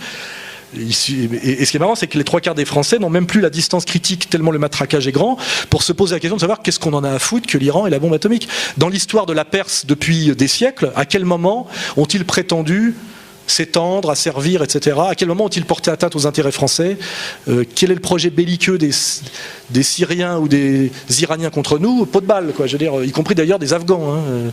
Pourquoi avons-nous tous les jours des soldats qui meurent en Afghanistan? Posons-nous la question. Il me semble qu'une armée, normalement, est là pour défendre les intérêts de son pays et défendre son peuple. Hein, voilà, bon, c'est toutes ces questions qu'on peut se poser. Et donc, comprennent la question du Grand Israël et comment arriver au Grand Israël, effectivement, par une troisième guerre mondiale qui serait gagnée, parce que, évidemment, ces gens-là pensent la gagner. Et c'est vrai qu'ils ont, sur le papier, ils doivent la gagner. Ils ont la supériorité militaire. Et peut-être que cette troisième guerre mondiale amènerait, avec peut-être des dégâts collatéraux de 500 millions de morts, mais qui seraient jamais que des gueux, des Arabes, voilà, et des dégâts collatéraux en France, notamment sur une guerre civile, parce que c'est un volet qu'il faut amener. C'est que s'il y a une troisième guerre mondiale, elle se passera évidemment pas chez nous dans un premier temps, mais autour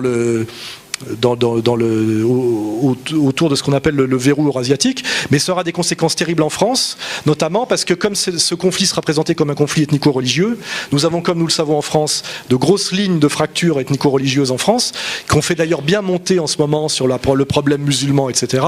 Et tel que ça nous sera présenté, malheureusement, les guerres, c'est toujours... on peut définir une guerre par le fait qu'à un moment, il n'y a plus que deux camps possibles. C'est-à-dire qu'ils n'avaient plus le choix.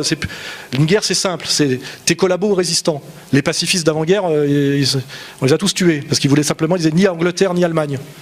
C'est probablement qu'ils avaient raison. Hein, ni Angleterre, ni Allemagne. C'est tu choisis Angleterre ou Allemagne. Voilà, et ça serait un peu comme ça. C'est tu choisis, t'es avec le monde avancé blanc judéo-chrétien de la démocratie ou t'es avec les bamboulas égorgeurs islamiques. C'est comme ça qu'on nous présentera le projet en France. Et quand tu regardes, non mais c'est pour ça que c'est pas de la rigolade. Oui, non mais les 11 septembre, moi je parle de la France là et de demain. Et à un moment donné, ce choix qui nous sera fait sera un choix mortel, quoi qu'il arrive, parce que les gens comme moi qui diront c'est un faux choix, c'est un piège, évitons-le, nous serons dans une situation où nous n'aurons pas le droit. Il faut oublier que quand la loi martiale est déclarée, etc., vous êtes déserteur et on peut vous fusiller. Et puis quand aussi certains manipulateurs pervers, via le Qatar, commencent à aller financer les banlieues pour les réislamiser sur une ligne, etc., etc., on peut imaginer aussi qu'il y ait les idiots utiles qu'il faut, les agents de manipulation. Il suffit de mettre sur YouTube 2 vidéos comme on a bien vu en Tchétchénie, sur le Kosovo, etc., où on voit un jeune resalafisé de banlieue avec un couteau de cuisine égorger un Gaulois de base sur YouTube. Et moi, j'ai plus qu'à aller me cacher. Hein. Je veux dire, la réconciliation nationale, plus personne en veut. Enfin, je veux dire, malheureusement, c'est comme ça qu'on fait. Hein. Faut pas oublier. Hein. On tue 3 gosses, on fait un truc où les gens d'un seul coup, les explosions émotionnelles de haine. Et là, il n'y a plus de réflexion, de raison, etc. Et malheureusement, la France est un pays très très fragile à ce niveau-là. Il faut bien le savoir. Pareil, un pays qui a des très grosses contradictions sociales liées à une trahison de nos élites pour des raisons de soumission à la logique bancaire et qui a intérêt à dévier un conflit social légitime en conflit ethnico-religieux. C'est leur intérêt. Et ils y travaillent. Et on sait que la droite sarkozyste y travaille, mais la gauche PS, j'ai pas tellement plus confiance en eux quand je vois leur composante sioniste qui est assez identifiable. Je ne les vois pas se voler au secours des musulmans, etc. Donc on est dans une situation française où malheureusement on risque d'être pris dans une logique de troisième guerre mondiale où déjà on sera impliqué militairement au niveau de nos soldats, mais ça aura un contre-coup sur la France déjà en termes d'approvisionnement, de désorganisation, de hausse des coûts du carburant, etc., etc., et des matières premières, mais aussi des tensions ethnico-religieuses en France très très dangereuses où on sera à un moment donné, sommé de choisir notre camp, je vous le dis, et les médias nous présenteront le monde libre, blanc, judéo-sioniste, ou le monde horrible des égorgeurs musulmans. Ça sera ça qui nous sera présenté comme alternative. Et avec les médias, etc., ça sera très difficile d'y échapper. Je vous dis, c'est comme les gens qui, à la fin des années 30, ont essayé d'échapper à la Deuxième Guerre mondiale. Ça s'appelle le destin des pacifistes européens, etc. Ils ont très mal fini. Et ils sont, face à l'histoire officielle, considérés comme des traîtres, des collabos et des déserteurs. Hein. C'est pas eux les héros de l'histoire. Hein. Les héros de l'histoire, c'est Le mieux étant Mitterrand, c'est voilà, les résistants à Francisque, multicarte. Il vaut toujours mieux être du côté des vainqueurs, parce que comme c'est les vainqueurs qui écrivent le commentaire, en général, voilà. Et donc, pour achever cette espèce de petit tour d'horizon, nous sommes dans une situation d'avant-guerre, pour toutes les raisons que je vous ai dites, qui touchera la France indirectement dans un premier temps, mais qui est très grave pour la France, car la France, effectivement, étant un pays avec une très forte communauté juive, une très forte communauté musulmane, et une crise sociale allant s'aggravant, et des élites qui, malheureusement, ne sont pas très patriotes, il faut quand même s'en rendre compte sur les choix qu'ils font depuis des années. Non seulement cette guerre mondiale est une catastrophe mondiale, mais aussi, je veux dire, nous n'en serons pas juste les spectateurs, voilà. Et pour finir là-dessus, il est, je pense, important dès maintenant d'avoir conscience que cette guerre est possible, qu'elle est plus possible que jamais, je dirais, hein, c'est pas, et que c'est un piège terrible qui nous est tendu, et que nous avons contre nous, je dirais, bien sûr, la logique bancaire, les élites traîtres, les médias. La bêtise aussi de certains, il ne faut pas oublier, hein, moi je le vois souvent, hein, y compris d'ailleurs chez les jeunes musulmans, très, très émotifs sur certains sujets, qui parfois ont du mal à décrypter les pièges qui sont subtils, et qui effectivement, malheureusement, tout ça s'additionnera. Et c'est la raison pour laquelle j'en parle aujourd'hui devant vous, quels que soient les risques, évidemment, parce que nous sommes écoutés. Il y a forcément là quelqu'un des renseignements généraux, quelqu'un du CRIF, c'est normal, chacun fait son boulot, mais qu'il faut la seule chose qu'on peut faire, entre guillemets, si on veut faire le bien, parce que ces choses-là existent, c'est nous préparer, décrypter ces pièges dans lesquels nous sommes déjà. On voit bien que ça monte de plus en plus, hein. La notion de guerre est de plus en plus présente, on nous y prépare de plus en plus, hein. Je ne parle pas de la pression qui est faite par le gouvernement israélien sur le gouvernement américain pour attaquer l'Iran, ça n'a pas encore été fait parce qu'il y a des résistances, mais ça va être très difficile que ces conflits restent locaux, à mon avis, justement parce que les Russes et les Chinois sont impliqués, etc. Et la meilleure chose qu'on peut faire, c'est faire de la pédagogie sur pourquoi cette guerre est possible, qui la veut et comment elle se fera. Et le coup terrible que ça aura sur la société française, par exemple, parce que les gens qui se réjouissent de la guerre, en général, ils se réjouissent avant d'y aller et parfois pendant 3 mois. Et en général, et d'ailleurs, on vous dit toujours que ça durera 3 mois. Et en général, ça dure 5 ans. Et les mecs, après, ils passent 4 ans et demi à chialer, hein. Mais par contre, on le sait parce que quand on regarde l'histoire et qu'on lit les bons romans et qu'on voit les trucs, hein, la guerre, ça excite les jeunes cons de 18 ans qui ont plein de testostérone, ils croient que c'est comme le football. Et puis quand ils ont vu leurs potes, ils ont leur visage arrosé par leur cervelle de leur meilleur ami qui vient de se prendre un truc en pleine gueule, etc. Là, commence à basculer, mais on n'arrête pas quand on veut. C'est ça qu'il faut savoir, quoi. Après, faut pas oublier que le déserteur est fusillé, hein, en période de guerre, et puis que voilà, vous êtes pris dans le mouvement. Et je pense que cette guerre est dégueulasse. Elle n'est absolument pas nécessaire pour nous, et elle coûterait très très cher si elle se faisait à la France, quoi. C'est une certitude.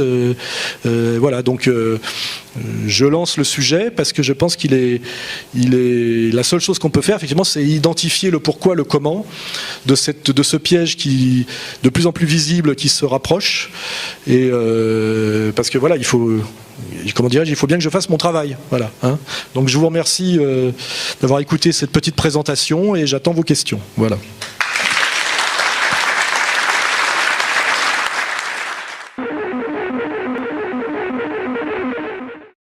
En réalité, la clé de domination du monde et d'après les théoriciens géopolitiques, mais qui est à mon avis incontestable, puisque tout le monde fait comme si c'était vrai, hein, au niveau se joue au niveau de la Caspienne. Voilà, c'est-à-dire que celui qui contrôle la Caspienne tient le monde. C'est un peu comme être au cœur d'un dispositif ou être au milieu du ring pour un boxeur, hein. Quand on est dans le coin, le dos aux cordes, en général, on gagne pas le combat. Voilà. Et c'est pas, je peux pas trop développer ce sujet-là, mais vous pouvez lire on a un géopoliticien en France qui est très bon, qui s'appelle Choprade, qui est sur la même ligne que moi, à peu près à 99%, et qui intervient sur un site qui s'appelle Realpolitik TV. Et je vous invite à aller là-dessus et vous instruire sur ce qu'on appelle la géopolitique, hein, qui est une discipline qui est un éclairage supplémentaire sur la réalité politique mondiale et qui permet de comprendre certaines choses. Pourquoi on se bat à ce point-là pour être présent à tel endroit où il n'y a pas grand-chose, soi-disant. Alors c'est qu'en réalité cette rivalité aussi en ce moment qui est en fait les États-Unis qui essayent de s'opposer à la montée de la Chine, qui est d'abord une montée économique, en bloquant ses sources d'approvisionnement énergétique. Et ça se passe aussi au niveau de la Caspienne, vous voyez, parce que c'est par là que passent les gazoducs, les oléoducs, etc. Quand on regarde où sont les énergies et où elles doivent aller, quand on regarde les ports, etc., on voit très bien que le détroit d'Ormuz est fondamental, qu'il y a des problèmes de pipeline qui doivent passer par l'Afghanistan, le Pakistan, qui justifient les guerres. Vous aimez bien que les Américains ne font pas la guerre en Afghanistan pour amener la démocratie dans des montagnes pour emmerder les Pashtuns. Il y a d'autres enjeux cachés, évidemment. Oui, et là, il faut lire la carte, effectivement, des problèmes énergétiques, parce que la puissance, c'est aussi la maîtrise de l'énergie. Hein. Il faut du carburant. Et le développement de la Chine exige d'énormes apports en énergie, et les Américains essayent de bloquer cet apport en énergie. Et pour bloquer, il faut être présent. Il faut être présent là où ça passe. Il faut contrôler là où ça passe. Hein, voilà. C'est des enjeux permanents de toutes les guerres. Hein. Vous regardez la Deuxième Guerre mondiale, vous voyez qu'il y avait aussi la guerre pour l'énergie, qu'à un moment donné l'Allemagne perd parce que si elle perd aussi la guerre de l'énergie, etc., etc. Donc, comme je peux pas faire ça serait une conférence entière là-dessus. Retenez la géopolitique, le site Realpolitik TV. L'auteur c'est Choprad, par internet, il ne faut pas être paresseux. Aujourd'hui par internet vous tapez des mots-clés, vous avez tout qui sort. Hein. Je veux dire aujourd'hui pour ne pas se cultiver sur un sujet aujourd'hui il faut le faire exprès. Parce que internet c'est quand même très bien fait pour ça, hein, avec les systèmes de mots-clés, etc. Tout est à disposition. Vous tapez Choprad, géopolitique, et vous allez lire des dizaines et des dizaines de textes sur voilà, la géopolitique turque, russe, la vision mondiale de la géopolitique, et ça va vous instruire. Voilà. Il ne passera jamais, il ne sera même pas investi comme candidat républicain, justement parce que lui, il éviterait la guerre. Vous avez la réponse. Ron Paul, il a parfaitement dit la réalité de l'Amérique. Il est assez populaire chez certaines personnes. Il a contre lui tout l'establishment. D'ailleurs, il se fait traiter d'antisémite. Le marqueur de tout ça, c'est dès que vous faites traiter d'antisémite, c'est que vous commencez à faire bien le travail. Hein, voilà. C'est clair et net. Hein, voilà. Et Ron Paul ne sera pas candidat républicain. Et voilà, donc on peut rêver. Mais effectivement, s'il était élu, je pense qu'on sortirait de ce danger.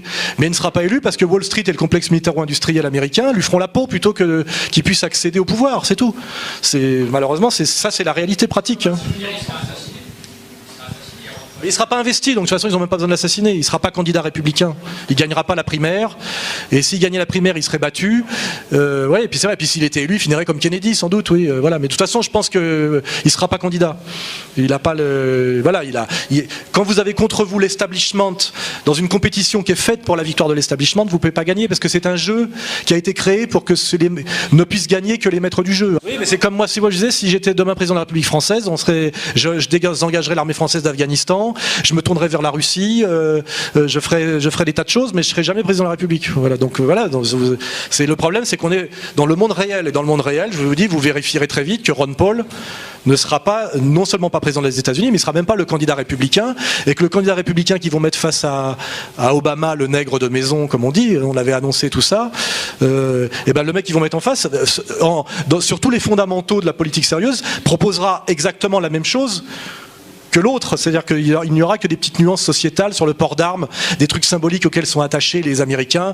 C'est la paire de Santiago de Ronald Reagan, quoi, voilà, pour renouer avec l'Amérique des pionniers et occulter ce qu'on appelle les rubber barons, c'est-à-dire le fait que le rêve américain a été entièrement enseveli sous le capitalisme voilà, monopoliste. Alors évidemment, à un moment donné, on sera un acteur d'Hollywood, on le déguise en cow-boy. Ça veut dire qu'on méprise les électeurs et que les Américains globalement sont des cons, c'est ça que ça veut dire, hein, c'est tout. Parce que pourquoi il suffit de mettre des Santiago pour renouer avec le rêve américain de la frontière, c'est vraiment qu'on ne comprend rien à la politique. Et malheureusement, c'est comme ça. C'est-à-dire que les élections sont un système qui est fait pour gagner ceux qui les ont inventés. Et voilà. Et je vous dis, c'est comme on dit, si la démocratie permettait effectivement de mettre le peuple au pouvoir, elle serait abolie. D'ailleurs, on voit très bien en ce moment qu'il y a un candidat en France qui est un petit peu pas tout à fait sur la ligne des autres et qui a du mal à avoir ses signatures. Et le système se pose même la question de savoir s'il n'empêcherait pas de les avoir, tellement il a peur que malgré la manière dont le système est verrouillé, pourrait peut-être tenter 2-3 trucs. Vous voyez, voilà, il faut comprendre cette réalité. Hein. Il était certain que c'est le projet de nos élites mondialistes. On pensait que c'était complotiste de le dire il y a des années, mais aujourd'hui tous les leaders mondiaux, quand vous écoutez, parlent du nouvel ordre mondial, du gouvernement mondial, et disent que c'est souhaitable, et disent que c'est la solution à la crise, qui d'ailleurs créent eux-mêmes et aggravent eux-mêmes, pour justifier comme solution le gouvernement. Donc aujourd'hui, c'est même pas une question, on le sait tous. Vous regardez les citations sur Internet, tous les potentats occidentaux ont déclaré dans un discours ou un autre, et même plusieurs, qu'ils travaillaient à l'avènement d'un gouvernement mondial, et du nouvel ordre mondial et d'un gouvernement mondial. Donc aujourd'hui, c'est une certitude. Mais c'est vrai que ça fait que quelques années depuis Bush père qu'on a commencé à parler de nouvel ordre mondial et de gouvernement mondial. Avant, c'était un projet caché, dont certains initiés disaient que c'était le projet des Bilderberger ou le projet secret du CFR, etc. Aujourd'hui, c'est annoncé officiellement, ce qui veut dire qu'on est prêt. Ça veut dire qu'on a passé une étape et qu'on est près de la fin d'une certaine manière, parce que quand un homme politique ose dire à haute voix ce qu'avant il disait de façon cachée, c'est qu'il pense que c'est pratiquement gagné. Vous voyez, vous annoncez que vous allez faire quelque chose parce que vous avez déjà tout verrouillé, sinon vous le dites pas. Dans le business, c'est comme ça. Hein, quand vous dites je vais ouvrir un commerce parce que vous avez déjà le bail, c'est pas que vous êtes en train d'essayer d'acheter le pas de porte. Sinon il y a un mec qui risque de l'acheter avant vous. Donc effectivement, le fait que tous les hommes politiques occidentaux aujourd'hui disent qu'ils travaillent à un gouvernement mondial, du nouvel ordre mondial, le souhaitent et y travaillent, etc., plus tous les conseillers, nos experts, les Attali, les machins, prouvent que nous sommes très près, dans leur esprit, d'y arriver, bien sûr. Mais la réponse, elle est là. Oui. C'est une bonne idée. Le problème, c'est qu'entre l'idée et le faire, pour le faire, il faut que ça corresponde à une dynamique réelle. C'est-à-dire qu'à un moment donné, moi je suis pour faire des conférences groupées de plus en plus, tendre la main à certaines personnes pour montrer qu'on partage certaines idées. Mais le problème, c'est qu'on décrète pas ce genre de truc. C'est comme on décrète pas d'être président de la République. Il faut que ça corresponde. Bon là il y a quelques personnes, mais combien on peut mettre de personnes dans une salle?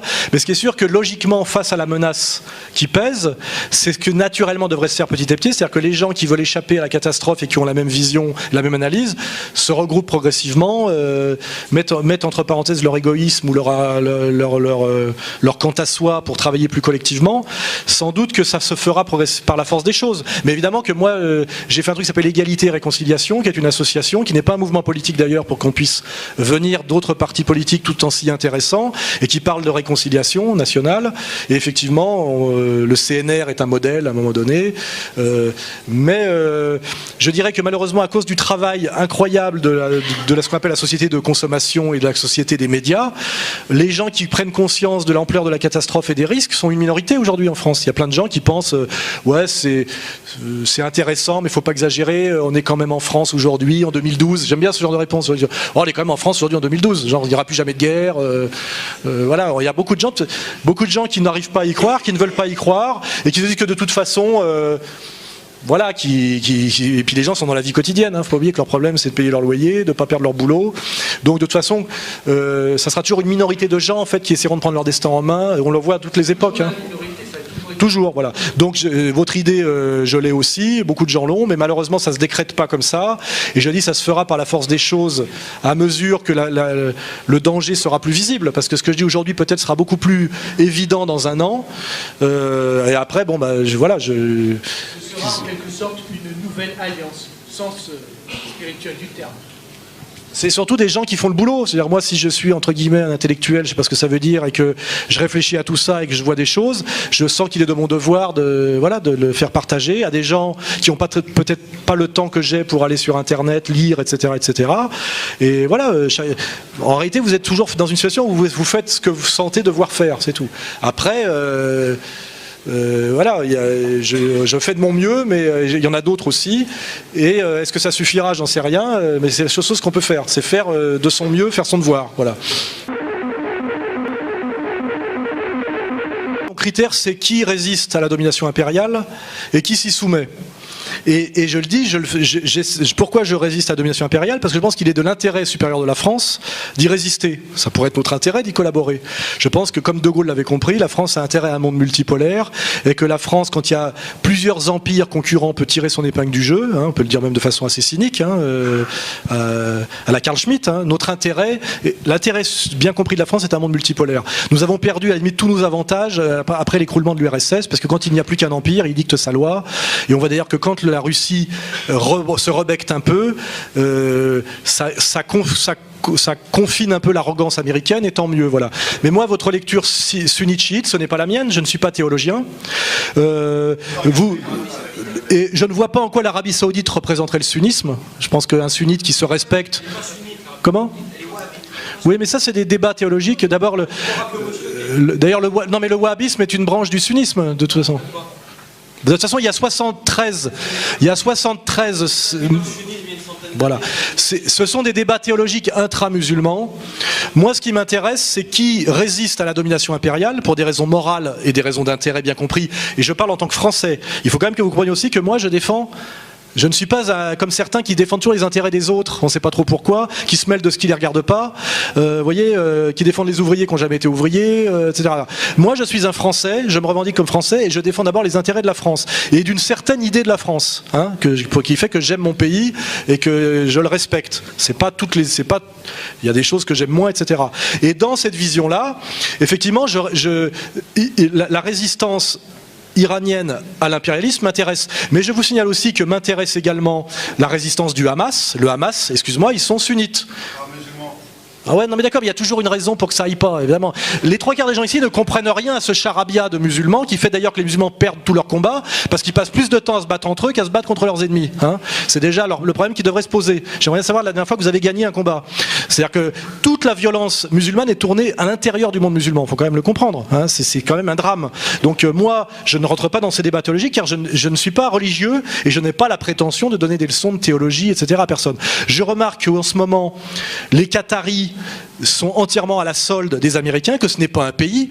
C'est pas un pays, le Qatar, c'est une base américaine avec trois mecs qui ont un gros compte en banque.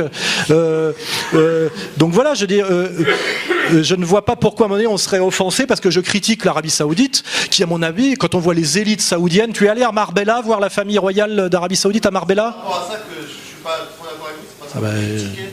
En envoyant des petites vannes comme ça, justement. Ah bah excuse-moi, moi je respecte une religion par les gens qui la pratiquent. C'est comme ça que ça marche. C'est-à-dire que quand je vois qu'un type se tient de façon exemplaire, il vit de façon exemplaire, et on me dit c'est un musulman, je me dis un musulman se tient de façon exemplaire. Si je me dis tu dois respecter le roi d'Arabie Saoudite car c'est lui qui contrôle politiquement et militairement les lieux saints, et que je vois un type à Marbella qui tire des putes et qui se défonce à la cocaïne toute la journée en regardant des films porno, je me dois de dire que ce type est un traître à la religion bien comprise, que c'est humainement une ordure et que je lui pisse à l'arrêt. Voilà, c'est clair ou pas ? Voilà. C'est tout.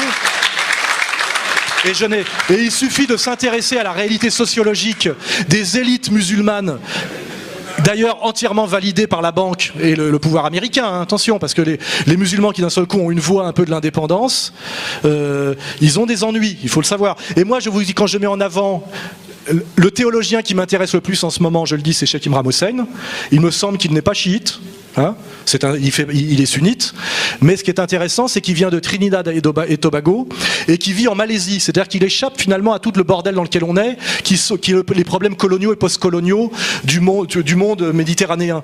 Et c'est pour ça que, à mon avis, sa parole islamique est intéressante, parce qu'il n'est pas pris dans ces problèmes dans lesquels est pris Tariq Ramadan. Tariq Ramadan en permanence est obligé de se poser la question de plaire aux mecs des banlieues, de ne pas déplaire au gouvernement anglais. Et là, je viens d'apprendre qu'il vient de créer un site de recherche islamique au Qatar. Je suis inquiet de voir que Ramadan ait des liens avec le Qatar, car il me semble en ce moment que le Qatar, qui de toute façon n'est pas un pays, et je vois l'émir du Qatar, il n'a même pas la barbe. Oui, mais on ne sait pas s'il est frère musulman. Il descend des frères musulmans. Lui-même prétend que non. Moi, je vous le dis, parce que là, on part déjà dans un truc, on dérive. Je refuse de rentrer dans les débats théologiques. De même que vous-même, vous n'allez pas m'expliquer si je suis catholique, sédévacantiste, papiste, etc. Et je vous dirais d'ailleurs que moi, ce qui m'intéresse, ce qui me dégoûte, c'est quand je vois quelqu'un qui se réclame de la catholicité et qui se comporte comme une ordure face au message du Christ et face aux autres. Hein, quand je vois Alain de la Morandais à la télévision, j'ai envie de me convertir à l'islam. Vous voyez ce que je veux dire ? Mais par contre, quand je vois certains représentants officiels de l'islam, j'ai dit je vais rester catholique. C'est tout, le problème c'est les hommes, moi je crois. Le Coran il existe, le Saint-Coran il existe, il est là, tu vois. Voilà, il est là. Là, ça, il n'y a rien à changer. Bon, il est en français, je ne sais pas ce que vaut la traduction, je ne lis pas l'arabe. Mais voilà, là, il y a un livre, je lis ce qu'il y a dedans. Ça m'intéresse ce qu'il y a dedans et ça me va. J'ai rien à changer. C'est de la morale, voilà, c'est du bien. Ça dit le bien est mieux que le mal, etc., etc. Je l'ai lu, je sais ce qu'il y a dedans. Vous voyez, je l'ai même là. Je le lis dans le train, ça m'aide à voir le temps. C'est ça qui compte. Les évangiles, le Christ, je ne vois pas ce qu'on peut lui reprocher. Voilà, le Christ, il propose l'amour, la fraternité, etc. Il y a des gens qui ont des projets plus ou moins hostiles, belliqueux, dominateurs, etc., etc. Et moi, ce qui m'intéresse, c'est les textes, pour savoir ce qu'est une religion, et après je juge les hommes. Si tu dis tu n'as pas le droit de critiquer cet homme-là parce que c'est un musulman, bah, et ta sœur, non, je veux dire, ça serait trop facile, tu vois, ça serait trop facile. Et de même, je veux dire, si tu me dis tu n'as pas le droit de critiquer cet homme-là parce que c'est un catholique, nous, Français catholiques, on se prive pas de critiquer tous les catholiques qu'on estime être des traites à la catholicité. Je passe mon temps à critiquer toute la catholicité officielle depuis Vatican II. J'aimerais bien que les musulmans aient la capacité critique à l'intérieur de leur religieux que nous avons à l'intérieur de la nôtre, car je t'ai garanti qu'aujourd'hui, nous, catholiques, on est très critiques envers une certaine déviance du catholicisme, et nous, Français, aussi très critiques envers une certaine politique française. Je vois, dès qu'on passe la Méditerranée, on voit je finis sur ce sujet, parce que c'est intéressant. On voit un petit Jamel Debbouze se foutre de la gueule des hommes politiques français, de Gaulle, etc. Puis d'un seul coup, il dit Sa Majesté quand il parle de Mohamed VI. C'est-à-dire qu'en France, il fait le cador, mais dès qu'il passe la Méditerranée, il est prosterné devant Sa Majesté Mohamed VI. Là, il a perdu tout sens critique, tout humour d'un seul coup. Et si tu dis du mal de Mohamed VI, t'as blasphémé. C'est-à-dire qu'on a le droit en France de cracher sur toutes nos institutions, mais dès qu'on passe la Méditerranée, d'un seul coup, tout est sain. Cette schizophrénie est totalement immorale et malsaine. Et moi, je dis que Mohamed VI n'inspire pas mon respect. Tu vois ce que je veux dire? Voilà, il n'y a pas de problème. Je préfère De Gaulle à Mohamed VI. Mais surtout, moi, j'évite ce genre de conversation. C'est ça que je veux dire. Parce que ça, c'est ce que veulent les autres. Hein. Le rêve, regarde pourquoi les Américains ont financé Saddam Hussein pour qu'il attaque l'Iran, et même pourquoi ils ont laissé, même peut-être Khomeini revenir à un moment donné, c'est que cette lutte permanente entre chiites et sunnites détruit le monde arabo-musulman de l'intérieur sans que les Américains et les sionistes n'aient rien à faire. Donc déjà, rien que par bonne intelligence, déjà, on évite. Moi, j'évite d'aller taper sur quelqu'un quand c'est mon pire ennemi qui me dit de le faire, tu vois. Je m'abstiens. J'ai pas dit que j'allais l'embrasser sur les deux joues, mais pourquoi moi je refuse de diaboliser les musulmans en France? C'est pas parce que d'un seul coup j'ai découvert qu'ils étaient géniaux, c'est parce que j'ai découvert que tous ceux qui les ont fait venir à l'époque de SOS Racisme, les mêmes, m'ont expliqué quelques années après que finalement ces chances pour la France étaient les pires problèmes. Ça s'appelle Finkielkraut, ancien parrain des SOS Racisme. Maintenant, il a fait son dernier texte, c'est pour faire l'apologie du général Bijard. On l'a mis sur le site. Je dis, moi, quand ces gens-là m'expliquent ce que je dois faire, simplement, au mieux, j'écoute pas. Tu vois ce que je veux dire, c'est tout. Et je t'incite à faire pareil, tu vois, de pas t'énerver, parce que le musulman a tendance à être un peu émotif et un peu facilement, s'énerver un peu facilement, et c'est comme ça souvent que les manipulations se passent. Ce que je voulais simplement vous dire, c'est que moi, je trouvais un peu, pardon du mot, un peu simpliste votre analyse sur l'Arabie Saoudite, en disant que voilà, ils tapent des putes, etc. Non, mais c'est pas que ça l'Arabie Saoudite. Mais de toute façon, je ne vis pas en Arabie Saoudite. L'Arabie Saoudite ne me pose pas de problème immédiat. Je veux dire, nous ne sommes pas menacés par l'Arabie Saoudite. Je dis simplement ce qui est. Oui, voilà, je parle. Et je ne parle même pas des théologiens. Je parle du gouvernement. Je parle du gouvernement aussi. Je parle pas du peuple arabe. Mais est-ce que tu connais bien l'Arabie Saoudite? C'est aussi la question. Tu vas y vivre quelque temps. Je veux dire, moi, à la limite, c'est comme les binationaux franco-algériens qui disent toujours que la France c'est de la merde et que l'Algérie c'est génial. Je les invite à y passer quelques mois et à y vivre. Voilà. Je pense que c'est toujours bien de connaître. Pourquoi moi je voyage? Je vais en Syrie, je vais au Kosovo, je vais en Amérique latine, etc. Parce que c'est important d'y aller. Hein, il faut y aller. Et moi je te dis, profondément, l'Arabie Saoudite ne me pose pas un gros problème. Mon problème immédiat, c'est pas l'Arabie Saoudite. Alors, en France, on a d'autres problèmes. Mais simplement, je me permets, moi, parfois, parce que je fais aussi de l'humour, je suis pas un religieux, donc le blasphème est une notion que je n'ai pas vraiment. Ça n'empêche pas je comprends très bien ce que fait Charlie Hebdo par ailleurs. Hein. Et simplement, je dis, bon, notre problème en France, c'est d'éviter la guerre civile entre Français de souche, comme on les appelle, et Français récents de confession musulmane. Il y a des gens qui veulent qu'on se tape la gueule entre nous. Soyons habiles pour éviter les pièges. Or, les pièges, évidemment, ils sont très faciles. Se dire, oui, Soral, il a dit ça, l'autre, machin, il veut t'imposer la charia, machin, etc. Déjà, la première chose, c'est moi ce que je fais dans toutes mes réunions publiques, vous l'avez remarqué depuis des années, c'est faire venir des gens du Front National, des gens de l'extrême gauche et des gens issus des quartiers de confession musulmane. J'ai remarqué une chose, il n'y a jamais eu d'embrouille. En fait, quand les gens se parlent en direct, tout se passe très bien. Parce que la France permet ça, quand même, hein, dans sa tradition. Les embrouilles, c'est toujours quand il y a un intermédiaire, tu vois, l'intermédiaire, celui qui touche sa commission, là, tu vois. Il faut il faut limiter les intermédiaires, et quand on voit quand on limite les intermédiaires, c'est moins cher et on a moins de problèmes. Voilà. Et j'incite, c'est une version écologique de la diplomatie. Voilà, c'est directement en ligne directe. Et en fait, il n'y a pas de gros problème, c'est ça que je dis. Tu vois, moi j'ai remarqué, je le dis, que un Français de confession musulmane, qui était un bon musulman, était plutôt un citoyen paisible et pacifique, et plutôt quelqu'un qui posait moins de problèmes qu'un type qui se prenait pour un délinquant noir américain du ghetto, ultralibéral. Car je le dis bien, l'idéologie racaille est une idéologie ultralibérale, c'est une idéologie américaine libérale. C'est je prends la maille, j'emmerde les autres, et je tire des putes. Et j'avais bien fait remarquer depuis des années, j'étais le premier sur ce terrain-là à l'époque, qu'effectivement on ne pouvait pas à la fois faire l'amalgame entre la tournante et la mosquée, la délinquance et l'islam. J'ai dit voilà, normalement un bon musulman n'est pas délinquant. Et c'est toutes ces questions-là que j'ai posées, et je pense qu'elles sont saines, parce que dans l'imagerie populaire française, à cause du rap notamment, on nous montre des voyous réislamisés soi-disant depuis 2 ans, qui à la fois ont une démarche totalement de gangsta rap, et en même temps prétendent être des musulmans. Je dis que ça c'est très nocif et très dangereux, je pense que c'est fait exprès, et c'est ton boulot, plutôt que de t'occuper de l'Arabie Saoudite, de faire ce travail de défense de l'islam en France, pour que ce soit utile à la France et à toi. C'est-à-dire que démasquer les faux musulmans en France qui font le sale boulot, c'est beaucoup plus utile que de perdre du temps à parler de l'Arabie Saoudite. C'est ça que je veux dire, tu vois ? Voilà.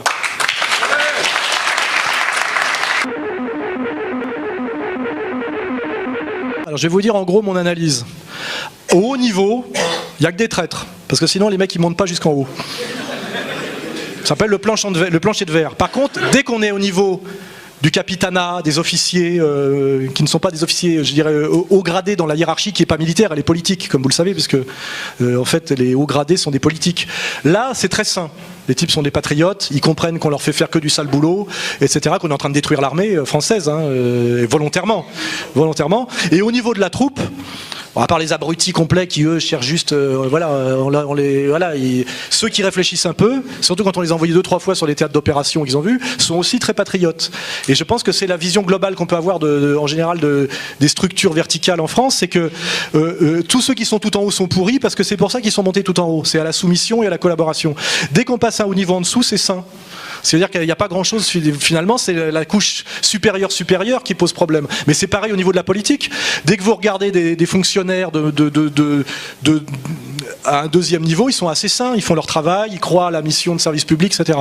Et en haut, effectivement, c'est le collabo intégral, quoi. Voilà. Donc, c'est à la fois désespérant quand on voit le haut commandement, mais en même temps, quand on se dit que finalement, pas tant que ça, parce qu'on dit finalement, quand on enlève cette écorce superficielle, le reste, plutôt, on est quand même encore dans un pays où les gens ont conscience de ce que la France, ont un peu l'amour du drapeau et d'une France saine, je veux dire pas d'une France qui se prendrait pour l'Allemagne ou l'Angleterre, d'une France française, hein. On sait ce que c'est que les fondamentaux français, hein. Ils sont même rappelés par le Front National aussi, hein. On est français sans distinction de race, d'origine, de religion, etc., du moment qu'on se sent français et patriote, quoi. C'est cette idée française qui n'est pas une idée, qui est une idée assez ancienne, hein. Je veux dire, voilà, on a toujours fait venir des Léonard de Vinci, des Mazarin, même bon, si c'est pas dans les mêmes proportions. Bon, la France a toujours été un pays qui est un pays génial pour ça, c'est que c'est le seul pays du monde où un étranger arrive et en une génération il se sent plus français que les Français. C'est très rare, ça n'existe pratiquement pas dans d'autres pays.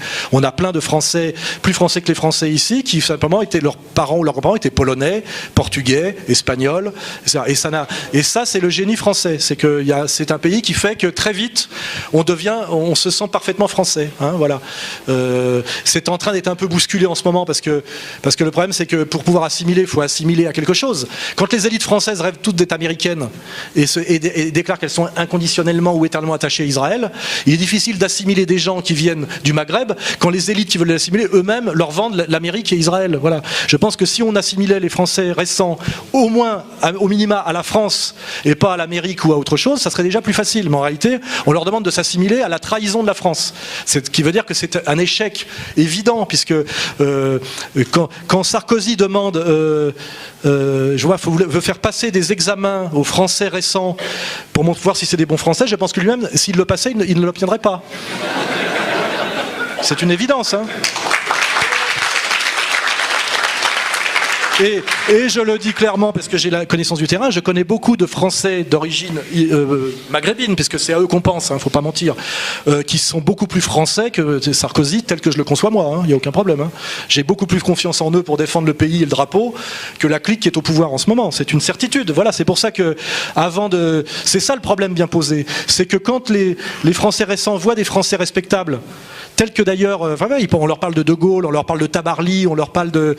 Il n'y a pas de problème, c'est qu'évidemment, comment voulez-vous vous soumettre au nom de la France à des gens qui n'ont aucune légitimité et qui ne représentent, que ce soit d'ailleurs intuitif ou explicite, que la trahison, le mensonge.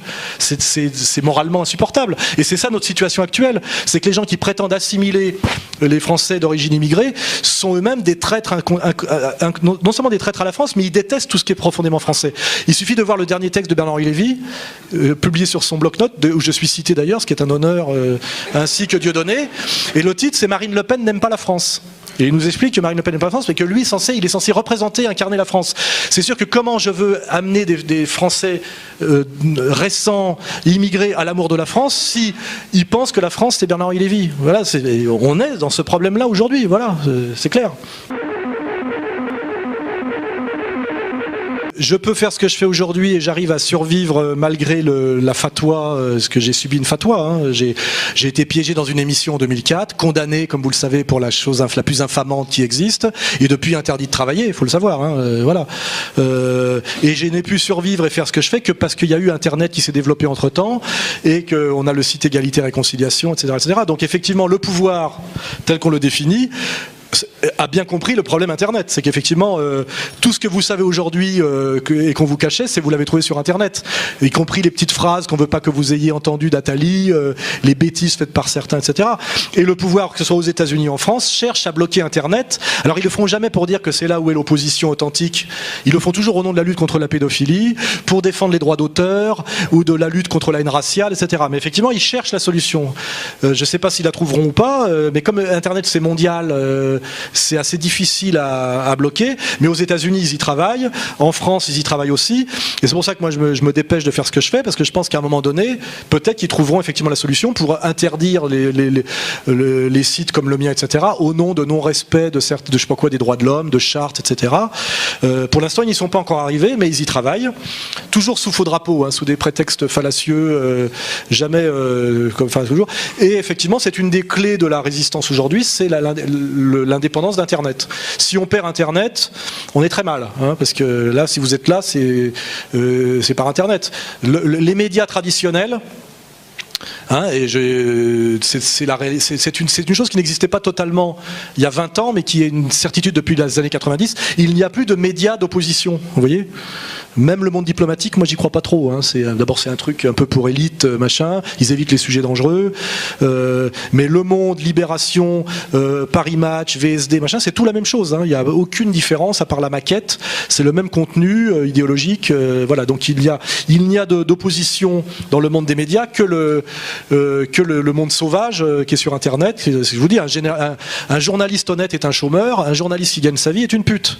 C'est une certitude. Je le sais parce que tous mes copains qui sont encore dans le journalisme officiel ont démarré en même temps que moi et je les connais tous intimement. Et je les ai vus se soumettre, trahir progressivement. Ils pensaient tous comme moi au début, il n'y a pas de problème. Et ils l'ont tous fait pour la gamelle. Et en fait, c'est ce qu'on appelle la centrifugeuse. Les gens qui pensaient un peu, qui osaient un peu, ont été progressivement virés. Et à force de virer progressivement, il n'y en a plus aucun. Et là, on est vraiment depuis des années dans une situation où il n'y a plus aucun opposant à l'intérieur du monde médiatique. Et heureusement, comme c'est là qu'on voit qu'il y a un peu de chance, un peu de miracle, un peu de pas quoi, c'est qu'il y a eu Internet. Internet a été la réponse qui fait que cette victoire n'a pas été une victoire totale. Parce que si effectivement il n'y avait pas Internet, moi je parlerais debout dans la rue sur une caisse, enfin j'aurais renoncé quoi. Voilà. Et je me vais, voilà. Enfin non, la camisole, ça serait même pas les flics qui viendraient me chercher, mais des gens en blanc avec une petite croix rouge. Voilà. Donc c'est pour ça qu'on a de la chance quelque part, parce qu'on se dit c'est foutu, etc. Puis d'un seul coup Internet arrive et vous sauve. Vous voyez. Moi sans Internet, effectivement, je serais comme il était prévu mort. Pareil pour Dieudonné. Si Dieudonné n'avait pas Internet, etc., pour relayer ses spectacles, etc., pareil, il a été décrété de mort sociale, économique. Parce que le système de domination, qui est un système, comme je le dis, économique, vous décrète d'abord de mort économique, pour des raisons morales, toujours. Hein. Vous avez fait une faute morale impardonnable, on sait laquelle est la plus grave des fautes morales dans le système, et vous êtes déclaré de mort économique. On n'a pas besoin de vous tuer quelque part, on vous fait sombrer dans la dépression, l'alcoolisme et la pauvreté, quoi. Voilà, et vous disparaissez en douceur. Ce qui est quelque part plus efficace qu'on vienne vous chercher la nuit avec des mecs en uniforme, etc., parce que les voisins parlent, il peut y avoir des prises de conscience, etc. On est dans un monde très, très, très feutré, quoi, à ce niveau-là. Et effectivement, Internet, les bonnes questions, nous permet de tenir, et ils réfléchissent comment, effectivement, verrouiller Internet. On peut déjà dire que les sites qu'ils avaient créés, comme Mediapart, Rue 89, etc., sont des faux sites dissidents financés par les mecs de Libé, etc., etc. Pas beaucoup de catholiques, d'ailleurs, chez eux, en général. Petite remarque. On n'aime pas beaucoup les catholiques en France en ce moment. Et il n'y a pas que les musulmans qui ne sont pas aimés. Il y a aussi les catholiques, il faut le savoir. Et effectivement, ces sites de soi-disant alternatifs qui étaient là pour faire un peu du Canada Dry comme le nôtre, ça marche pas tellement d'une certaine manière, parce que comme il n'y a pas le contenu, au bout d'un moment ça marche pas. Ils ont tous plongé, ils ont tous plongé. Et c'est ça qui est un peu notre chance, c'est qu'aujourd'hui les gens qui sont en vraie demande de dissidence et de critique, ils vont pas sur Canal+ écouter le grand journal ou le petit journal. Ils ont compris. Ils veulent de la vraie critique sérieuse. Et là, ils ont le niveau maintenant en général pour ne pas se contenter de trucs frelatés. Et c'est pour ça que Rue 89 ça va pas. Je sais pas quoi, Mediapart ça va pas parce qu'ils font pas le boulot, quoi. Et récemment il y a des trucs bizarres comme l'espèce de truc où ils ont des masques là, je sais pas comment ça s'appelle.